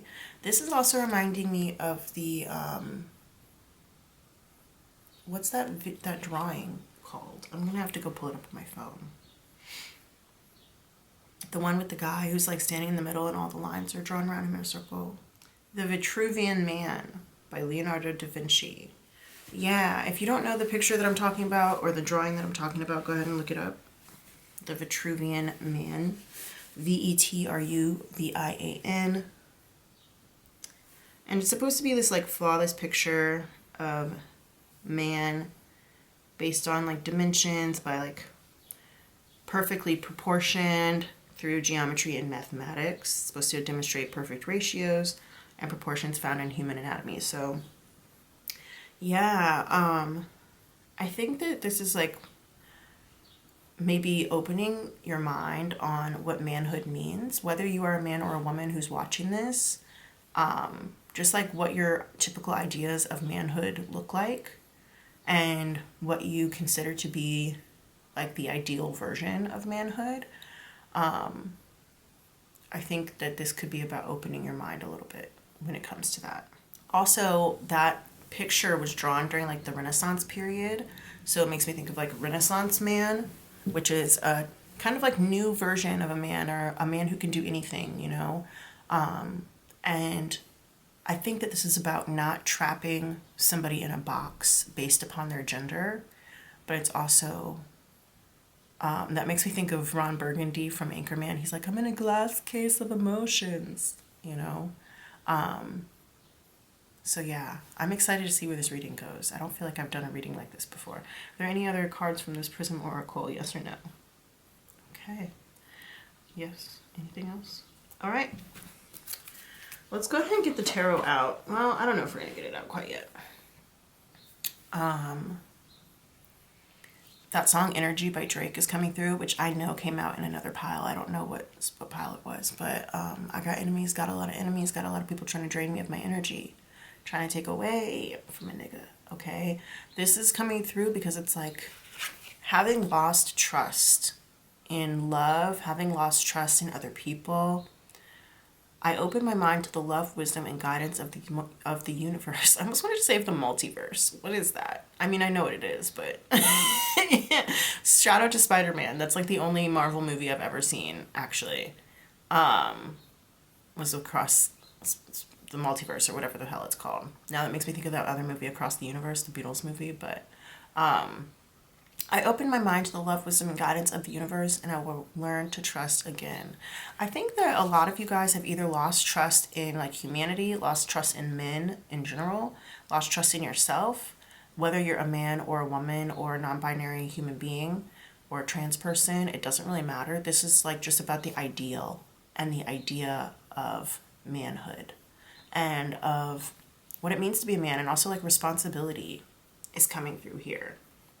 You know, I think that a lot of people have this idea about men as like protectors and providers, and they don't always acknowledge or see or understand that men also deserve to feel protected and provided for. They also deserve to feel safe. That men and women truly are equal human beings. We're not the same, but we are equal human beings. All people are equal human beings, and all people deserve to have their sensitivity recognized, seen, garnered, nurtured, and supported. And I feel like men do not get that, especially in today's society. I know that there's like a loneliness epidemic going around.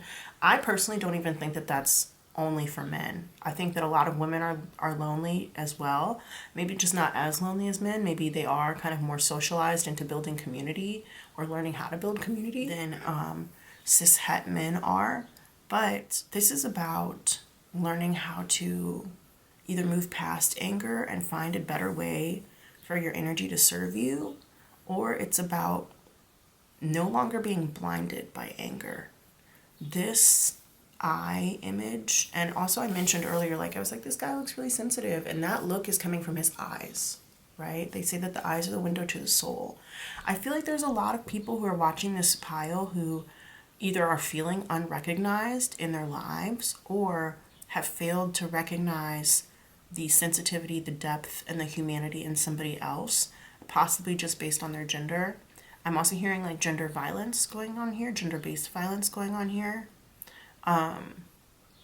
And this, the complexity of this, and the complexity of every person, and the complexity of every human being is really coming through here.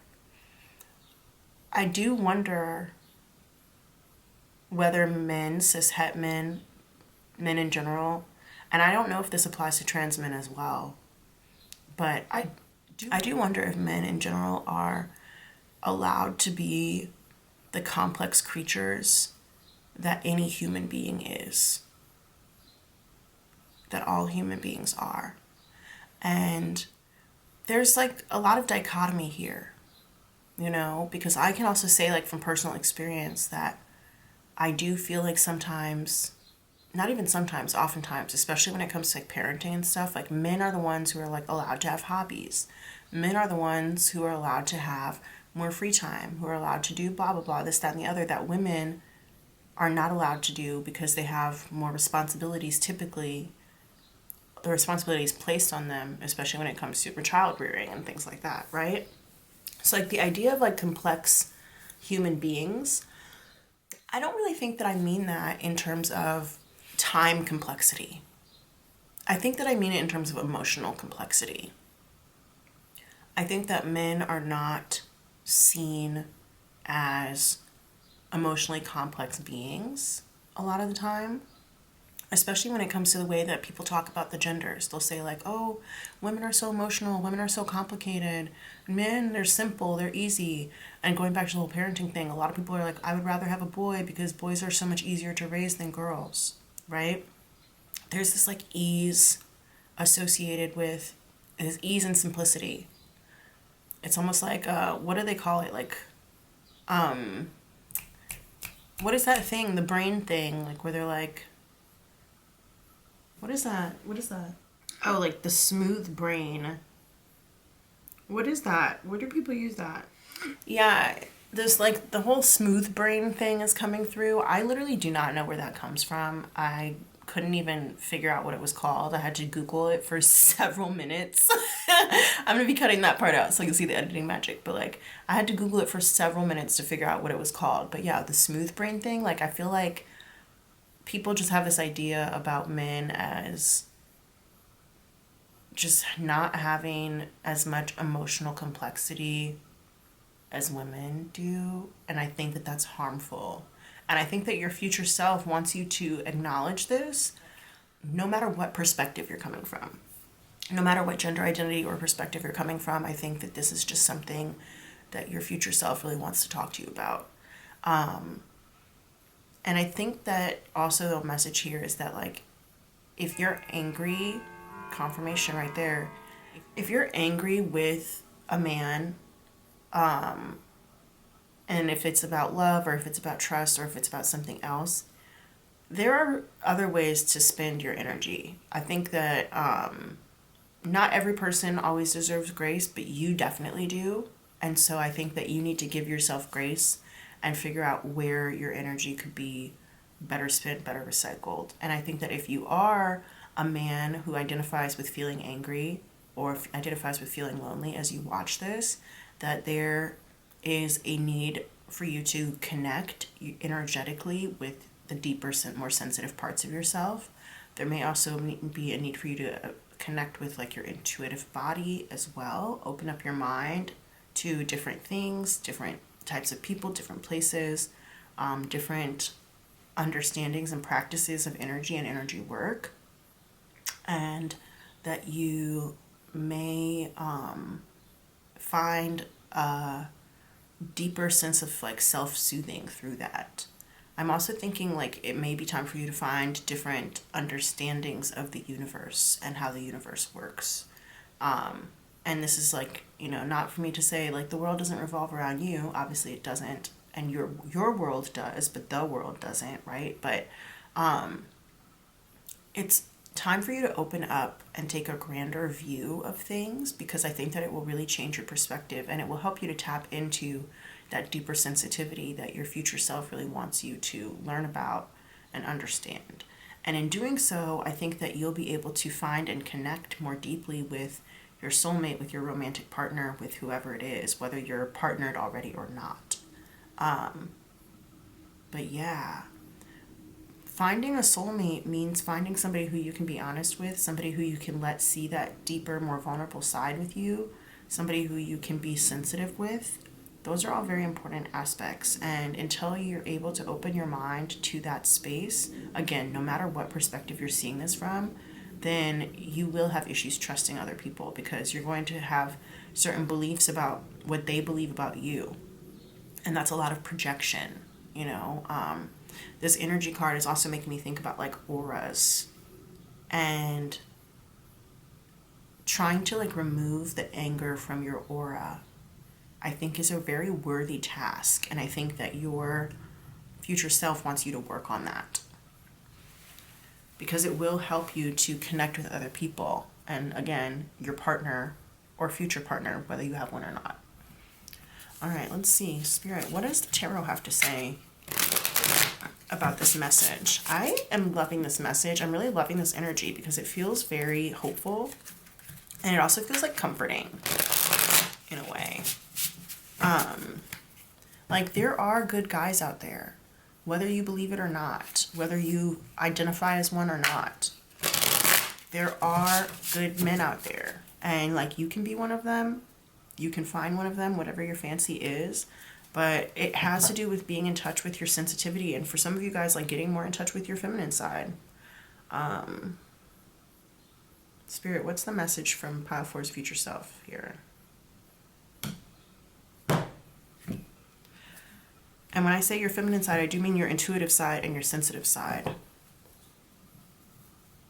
There are so many messages going out around today, like about what it means to be a man, what it means to be a woman, all this, that, and the other. King of Wands. He is like the guy's guy. That's the guy's guy. But he's here in the upright. And so that's telling me that he not only has it all figured out, but he has like, he knows how to be a leader, but he also knows how to do it in a way that like he's thinking about other people. This could be like a politician. This could be like the OG mafia boss. It's like the Godfather, but not necessarily in like a scary or bad way. But like if you've ever seen that movie, Don Corleone, people come to him to solve their problems, and he, does what he can when he can to help them, and he's compassionate when he needs to be compassionate. He's gone through a lot of crazy shit in his life. And I know that movie often also can be seen as like a way of really kind of like reinforcing patriarchal ideals when it comes to film and media, for sure. A lot of people like to be like, oh, my favorite movie is The Godfather. take them to the mattresses, or whatever it is the fuck they say. Take the gun, leave the cannoli, all that shit. You know what I mean? So there's like this balance here that needs to be stricken between the positive representations of male leadership and male strength, and what it means to be a father, what it means to be a community member, what it means to be a person who can and does for other people, and then also what it means to be like a sensitive person and a whole person, and a person who is, the vulnerable is not even the right word, but a person who is secure in themselves as a human being, and not just as a man, but as a human being. There's a difference there, obviously, and I think that striking that difference and striking that chord is like really, like, that's the core of this message. What else do we have from this tarot deck? 3 of Cups. Yeah, this is a card, this is about community. If you're struggling to find community, I really want to invite you to comment down below. I want all of the people who are commenting, all the people who are watching this, like, please either give encouraging messages or feel free to like reach out to each other, because I really feel like not only are we building a community here on this channel and on YouTube, but like you are probably searching for people who you can be your authentic self with, people who you can feel safe around, people who you can feel okay being sensitive with, where you don't always have to have your guard up all the time. And I think that that's the thing I was going for, because I said like earlier, like not vulnerable, because the King of Wands, like he always has, you know, his guards around him. He's got his bodyguards, thinking also about the Godfather, like, you know, he's got people who are looking after him. But he doesn't always have to have his guard up all the time, because he has people who have his back. And I feel like you're the type of person who you might be missing that. And that's why we have soulmates here. And I think it's interesting that it says soulmates with an S on the end and not soulmate, because this is like really at the core of this reading. It's about finding community where you can be authentic and you don't have to have your guard up all the time. You don't always have to be like watching your back or looking around thinking like, do they not think I'm manly enough? Do they not think that like my man is manly enough? You know, sometimes there are women or people who are interested in men who are like, oh, I want my man to be the leader of the pack. My man has to be the alpha, blah, blah, blah. Like, just let people be who they are, you know? And this is about being known on a deeper level and being okay being known on a deeper level, not always feeling like you have to put your guard up all the time. I know that most of my viewers are women. I do have a lot of men out there who are watching this. Again, this reading is not directed at any particular person. Take it from, or any particular group of people rather. Take it from whatever perspective you like to take it. But I do definitely feel like I'm speaking to the men here. I feel like I'm speaking to all men of any kind, cis men, trans men, non-binary people, like I said, who sometimes or often or whenever they want to identify as male, because it's like trying to figure out a gender identity. That's something every person has to do as they grow up. As they grow, as they change, as they go through puberty, as they go through transition, trying to figure out what does it mean to be a person of whatever gender.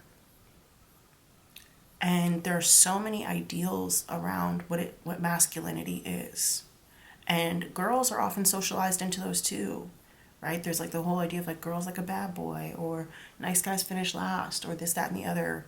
So it's just like, it's okay to break that down and allow people to just be human beings and to see them for who they are on the inside, behind their eyes. Have you guys seen that Netflix show Behind Her Eyes?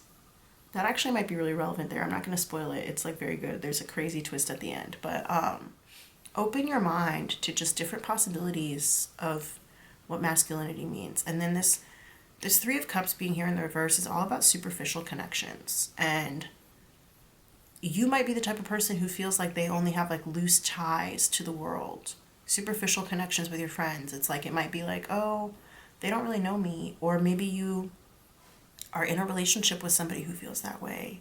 Or maybe you have tried to get into a relationship, but you haven't been able to get very deep with people because they're putting up a mask or they're putting up a front. Or, you know, they respond with anger instead of their true emotion. Sometimes people say anger is like a secondary emotion, like it's a responsive emotion. It's an emotion in response to something else, in response to another deeper emotion. And so I think it's important to examine that anger and examine like what the true source is, and if there's another emotion that is coming up that is feeding that anger. And that's what this energy card is talking about as well. Interestingly enough, this has happened in a lot of our readings where the numbers on these cards have been really close to each other. Like here we have 28 and we have 29 right here. That's happened in a couple of other piles as well. 28 and 29, those can be years like around the Saturn return. And so that can be about like growing up, facing challenges, and taking responsibility seriously. And I think that the responsibility here is like to yourself, to your emotional body, and to your energetic body, and just getting to know yourself more deeply and allowing other people to see you for who you really are and not being afraid of that and letting that anger go. Because with this card here about the superficial connections, it's like you can't live like that. I was about to say like you can't live very long like that. And historically, scientifically, men do live shorter time periods than women.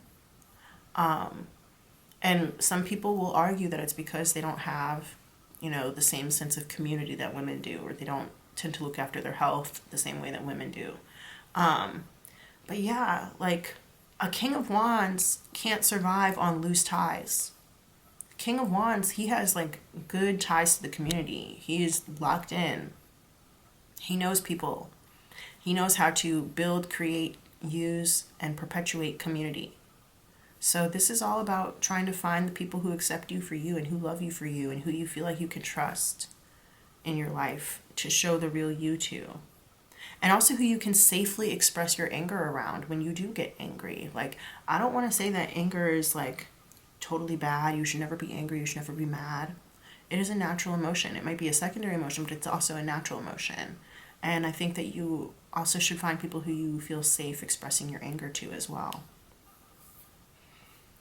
Oh, my heart like really goes out to you, whoever you are watching this. Like, I feel very protective of you. I feel very like sensitive towards you. I just want to give you a huge hug right now because I know that like you've been hurting, even if it's been in secret. Even if you're hurting about maybe not being able to find someone, whether that's to be in a romantic relationship or to be a friend or whatever.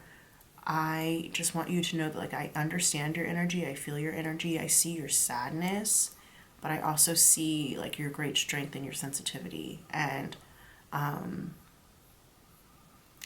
part of me wants to like apologize to you right now. And you know what's interesting? I think I kept doing that either in the very beginning of the reading or during the identifiers. I don't remember why, and I kept being like, I don't know why I'm saying sorry.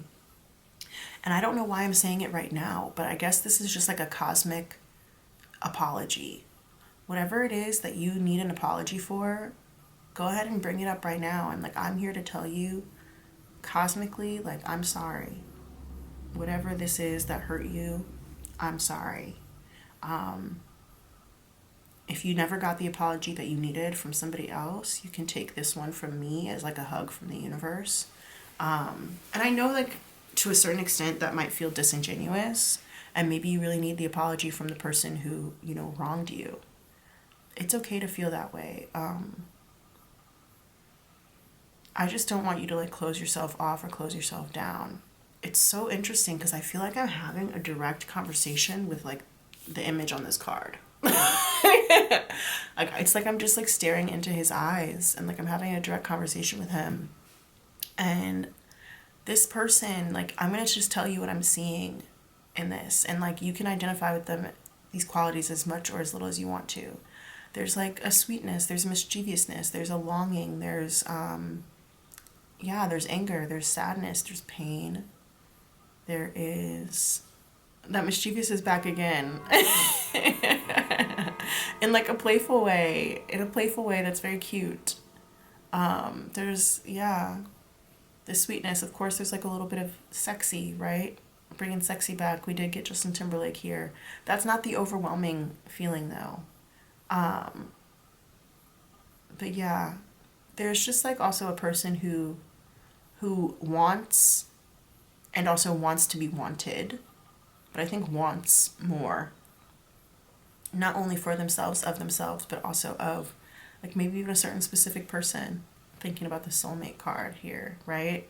There's a attraction that's coming through these eyes, and there's also a fear and a pulling back.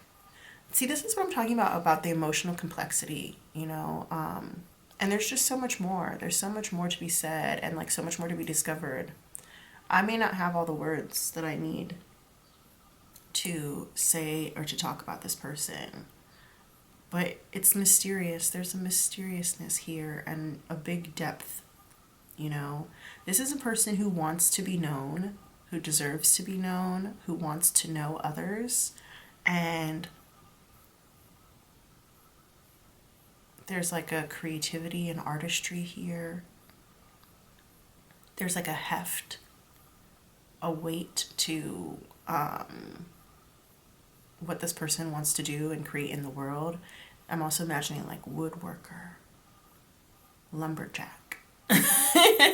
And this is not like, it has very little to do with this person's appearance. Like, if you did go watch, I want to say it was Pile 1, if you ever watched Pile 1, the race and the racial identity of the woman that came out in Pile 1 was actually very important to that pile. I don't really feel in particular like this man's whiteness is a sticking point. I think it's just more about the man in general. There are two man cards in this deck. One is a man of color and one is this white guy right here. But yeah, there's like a seriousness to it. I'm not really looking at his face like that. I'm looking at his eyes, and like the eyes are just communicating so much, right? And we've got so many eyes here, here, here, right here. Even on these butterflies, sometimes, you know, butterfly wings have like eyes on them. I can't really say that these particular ones do, but sometimes they do, right? And it's just like, I think that you need to open your mind to all of the potential that either you could be, or that a man in your life could be, or men in general could be, or whatever. And that is making space. Especially, I brought up parenting earlier, especially if you are a parent to a young child, really trying to cultivate within them new and different ideas about masculinity and about it being okay to be themselves and feel all their feelings, or to allow boys in general to be themselves and to feel all their feelings, is going to be important. Any other cards from this deck? Yes. Knight of Wands. Interesting. We've got a fighter energy here. This goes again with this anger card, but I wanted to say fight or flight, which that came out in Pile 3, but yeah, it's like a willingness to go out and get what you want, to fight for yourself, to fight for what you believe in, to take on new adventures. I also am looking back at this man's eyes, and it's like he's tired. There's a tiredness here in his eyes, and he's like, why do I always have to fight for shit? Followed by a long pause. A long, solemn pause. Why do I always have to fight for shit? I think it's interesting that this Knight of Wands came out in the upright. Let's see what else there is. Two of Cups in the reverse. Something so weird just happened where like I looked up at the camera and it was like it was no longer recording, but somehow it caught pretty much everything that I said. Not every single thing that I said. Which I take that as a sign that I need to like go back a little bit. Something that I noticed, but for some reason I didn't say. I don't know why I always do this to myself, but whatever. These two characters on these cards, they look very like shockingly similar. And this makes me think of like a father and his like teenage child, or his growing child, or even possibly like a younger version of himself. But this makes me think about like having maybe kind of a superficial relationship with your child, a superficial relationship, especially if you have a son, with your son, and working harder to open up that channel of love between parent and child, or to open up that channel of love between like maybe mentor and mentee. opening up that channel of love, understanding, grace, compassion between God parent and God child, even. Like, young men, a lot of people will say that like young men today are lacking role models. And so if you have the opportunity to either find a role model or to be a role model to somebody, making sure that you are interacting with them through the lens of love and also teaching them through the lens of love and also friendship and deep connection is going to be so important. So important. I think that a lot of fathers in general, maybe even parents in general, you know, they're not always there to the extent emotionally that they could be for their kids. And so with the Three of Cups here and the Two of Cups here being in reverse, it's about learning how to bridge that gap and have that emotional connection. And then also like what developing friendship looks like, what true friendship looks like, what true connection looks like, you know? Not only between community members, but also in a love relationship and also just in friendship in general. And for some people, this may also be a message to take time to like be friends with somebody first before getting into a romantic relationship so that you can build trust, so that you can get to know who those other people are deep down at their core, right? So that you can build a solid community to support your relationship. And I think like about weddings and stuff, like, you know, a lot of people opt not to have weddings and a lot of people opt to have weddings. And one of the points of having a wedding is to have people there to like witness your love, to have your community surround you so that they can uplift you guys.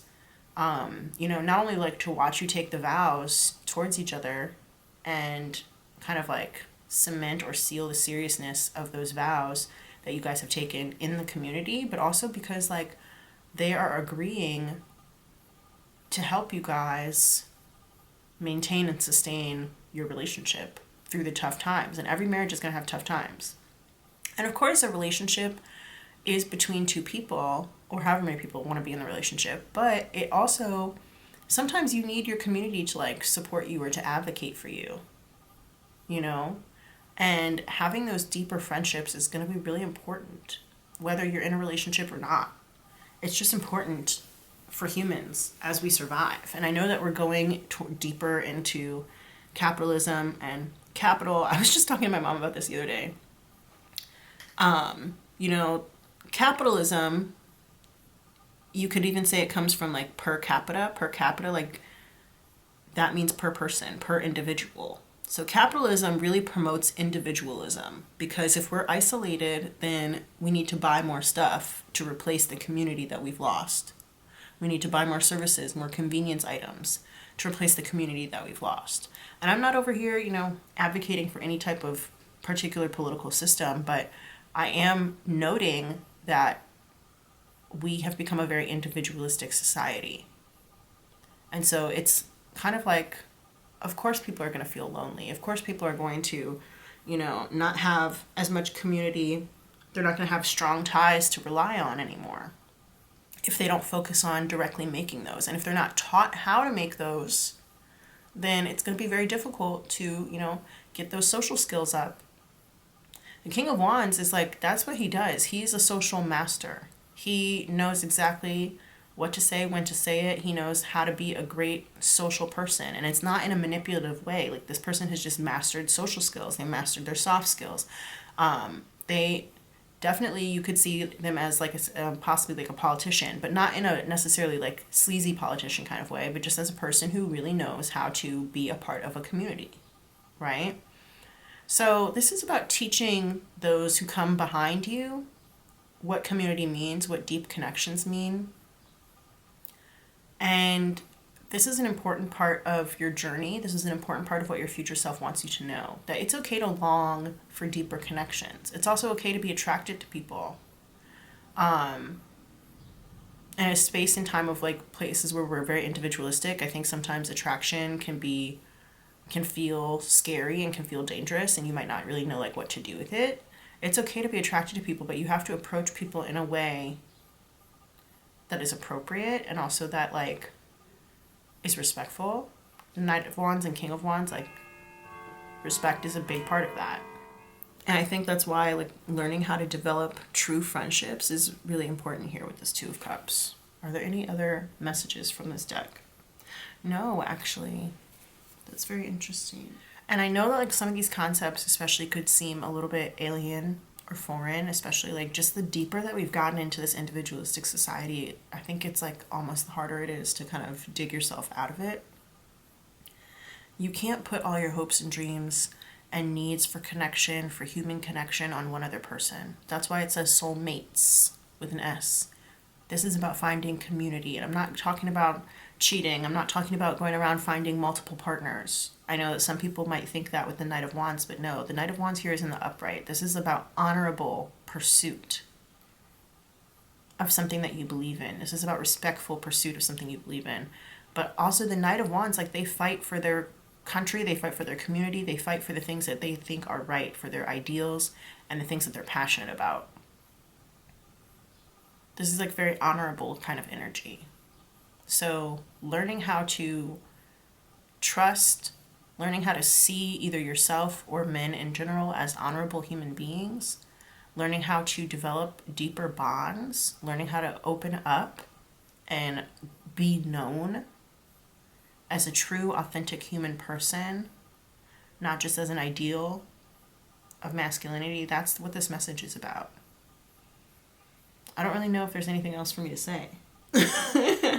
I am being called to read from this Prism Oracle book, so we're going to read about these two cards here. And maybe also from the Man card as well. I don't really think it has very much to say in that book, but this book, the Lunar Nomad book, about man in general, but we'll see. Let's read about the red cards, because there's a lot of red coming through here. Red is the most primal and attention-grabbing of all the colors. It is a pure color in that no other colors can be combined to create it. It is correlated with the root energy center of the body, which is connected to grounding and survival. Okay, I understand this message now. Okay. So what I want to say is that this is about feeling secure in who you are, whether you're a man or not. Feeling secure enough in who you are to really show the rest of the world what you think, what you believe, what you stand for, who you are at your core. Red is often associated with excitement, strength, lust, anger, and aggression. I told you all of these like different emotions were coming through. Some studies have shown that wearing red may increase your chance of winning when playing sports. As the color of blood, deep crimson red is also often associated with pain. Astrologically, red is associated with Mars, the red planet, which owes its name to the Roman god of war. Where Mars falls in your astrological chart can determine how you react during conflict. It also makes me think of that book, Men Are From Mars, Women Are From Venus, right? So it's interesting that they mentioned that. And thinking about this, like, quote-unquote polarity between the sexes. And it's like, at the end of the day, we're all human beings. Like, we should all be allowed to act as human beings and not be pigeonholed into some sort of stuffy gender norm or gender ideal. Especially when it comes to, like, being able to survive out in the world. That goes back to the whole capitalism thing, but also just like it goes back to the whole idea, like, you can't survive without community. You really can't. I guess you could survive, but you can't thrive, you know?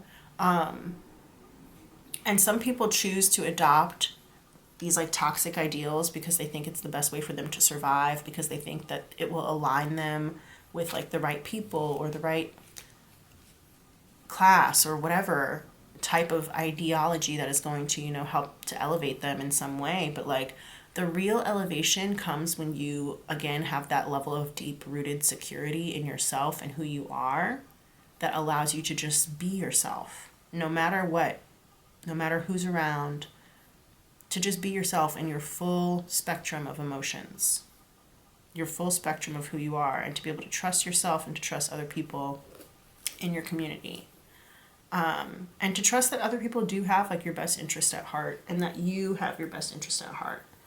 And like, I know in the reality and the day-to-day of life, there are a lot of scary people out there. Like, we can't discount that. But if you're watching this, then you can either learn how to slow things down and take time to actually meet and understand and get to know people so that you can weed out the scary ones, or you can take the time to get to know yourself so that you can not be one of the scary ones. You know what I mean? Hopefully that made sense.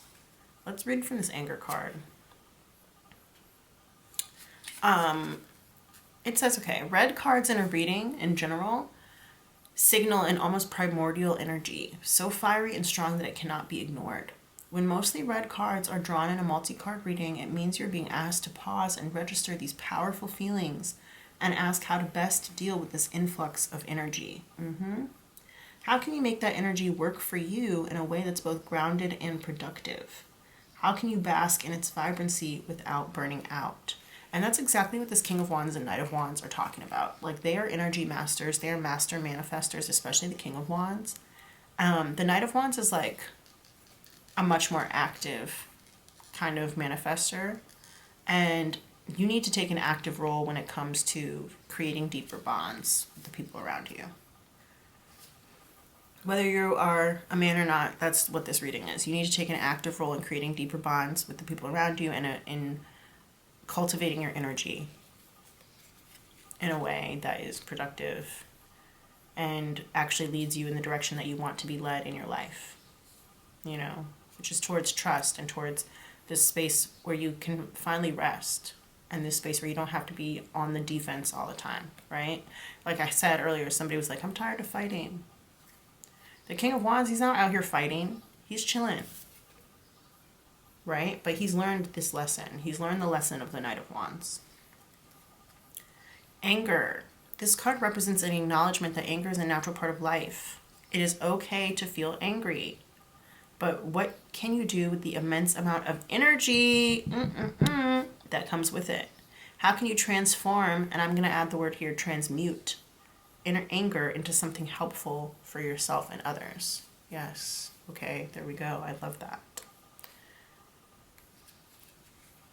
Oh, you know what's so funny? I thought that this card was red, but this card is orange. It looks red to me, but anyway, it's orange. I'll go ahead and read from the orange. Orange combines the fiery energy of red with the optimism of yellow. And we do have a lot of yellow here too. We've got it in this card here, in this chair that this guy's sitting in. We've got some yellow in this soulmates card as well.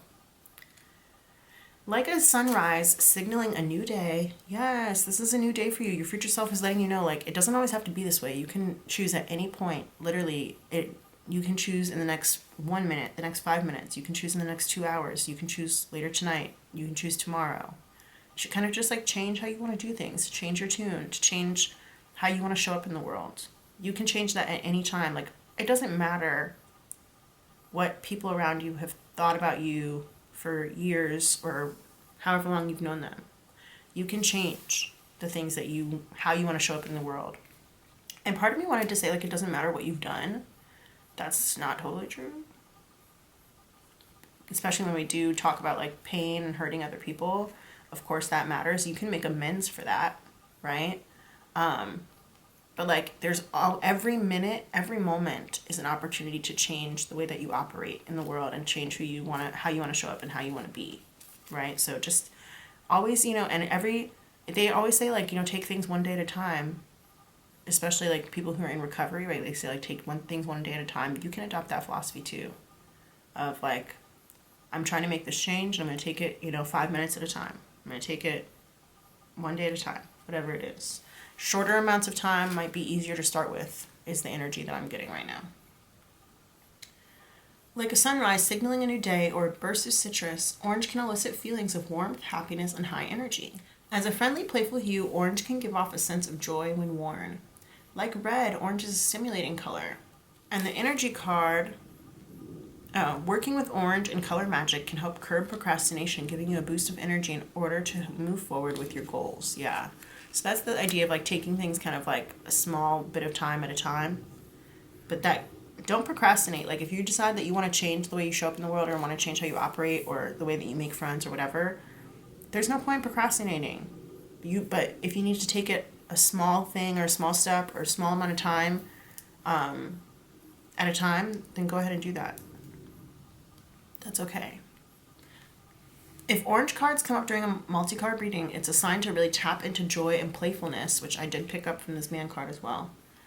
Tap into joy and playfulness during this period of your life. Orange is full of energy, which can be invigorating but also overstimulating.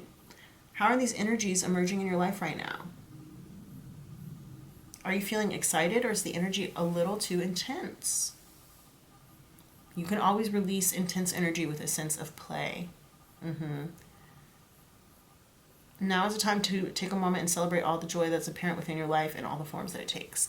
So I was like hesitant to read that last part, and I'm actually having like a mild headache that just came up, but I think it's just because I need to say this. This reading is not like a permission for anybody to be stuck in their Peter Pan small child energy. We have a King of Wands here. This is about growing into a fully formed human being. This is about growing into a fully formed, responsible adult. We talked about the Saturn return. That's what that's all about. So it's okay to be joyful and to be happy and to incorporate play. Like I did say, like there's a little mischievous energy here. And I said it wasn't bad mischievous. I said it was playful mischievous, right? It's okay to have that as part of who you are. But you do have to grow up. It's important to know that. That's important. And to grow up into somebody who, again, feels authentic to you, but also who has emotional intelligence and knows how to handle their emotions appropriately. And to the full range of emotions as well. When the energy card appears, it asks you to pay attention to the energy that you've either recently cultivated or would like to cultivate. That's exactly what we've been talking about. Tap into the momentum of something that you've been working on. And that's what I mean by like take things 5 minutes at a time or an hour at a time, because it's like when you do that, you're starting to build momentum and you can keep that momentum going. It's a lot easier sometimes to do things in smaller chunks and build off the momentum than to be intimidated by the idea of, oh my God, I have to be a good person for the rest of my life. Like, I'm going to be a good person for the next 5 minutes. I'm going to be open for the next 5 minutes. I'm going to express my sensitivity for the next 5 minutes. And then for the next 5 minutes after that. And then for the next 10 minutes after that, or however, and you build momentum that way. And you can keep it going. And I brought up like recovery earlier. People who are in recovery in terms of like if they've had an addiction to something and they take things one day at a time, like they're counting their days. They're like, oh, I'm at day 3. Now I'm at day 10. Now I'm at day 68. Now I'm at day 102. And it's like the momentum keeps them going, So you can use that same approach as well. But when it comes to like emotional recovery, I feel like that's what we're doing here is emotional recovery. Yeah, that feels very deep. Get excited about a new project or even a seemingly mundane task like cleaning your home. Some of you guys might need to clean your houses. Now is the time to pursue whatever has been calling to you on that emotional level. If you're here watching this and you're still watching this, like this is one of the first steps, I think, in you taking to like opening up your sensitivity, opening up your mind, changing your thoughts and ideals when it comes to men in general, yourself, if you are a man, other men, if you are a man, or just in general, right? And I'm proud of you for taking this step and for being willing to open your mind. So thank you so much for watching this with me. I wish you just the best in general. And like I said, I hope that you received my hug. I hope that, you become and do all the things that you want to do and be. I'm rooting for you. That's what I have to say. I'm rooting for you. And I'm on your side. Yeah. Sending you guys so much love, peace, and blessings. Thank you for being here with me. Don't forget to like and subscribe. But yeah. Oh, I'm sending you guys another hug because I just love you so much. But yeah. All right. What else do I want to say? I just feel like my heart is like pouring out to you guys right now. I hope you can feel the energy. I hope you can feel it. Yeah. I'll see you guys later in the next one. Bye.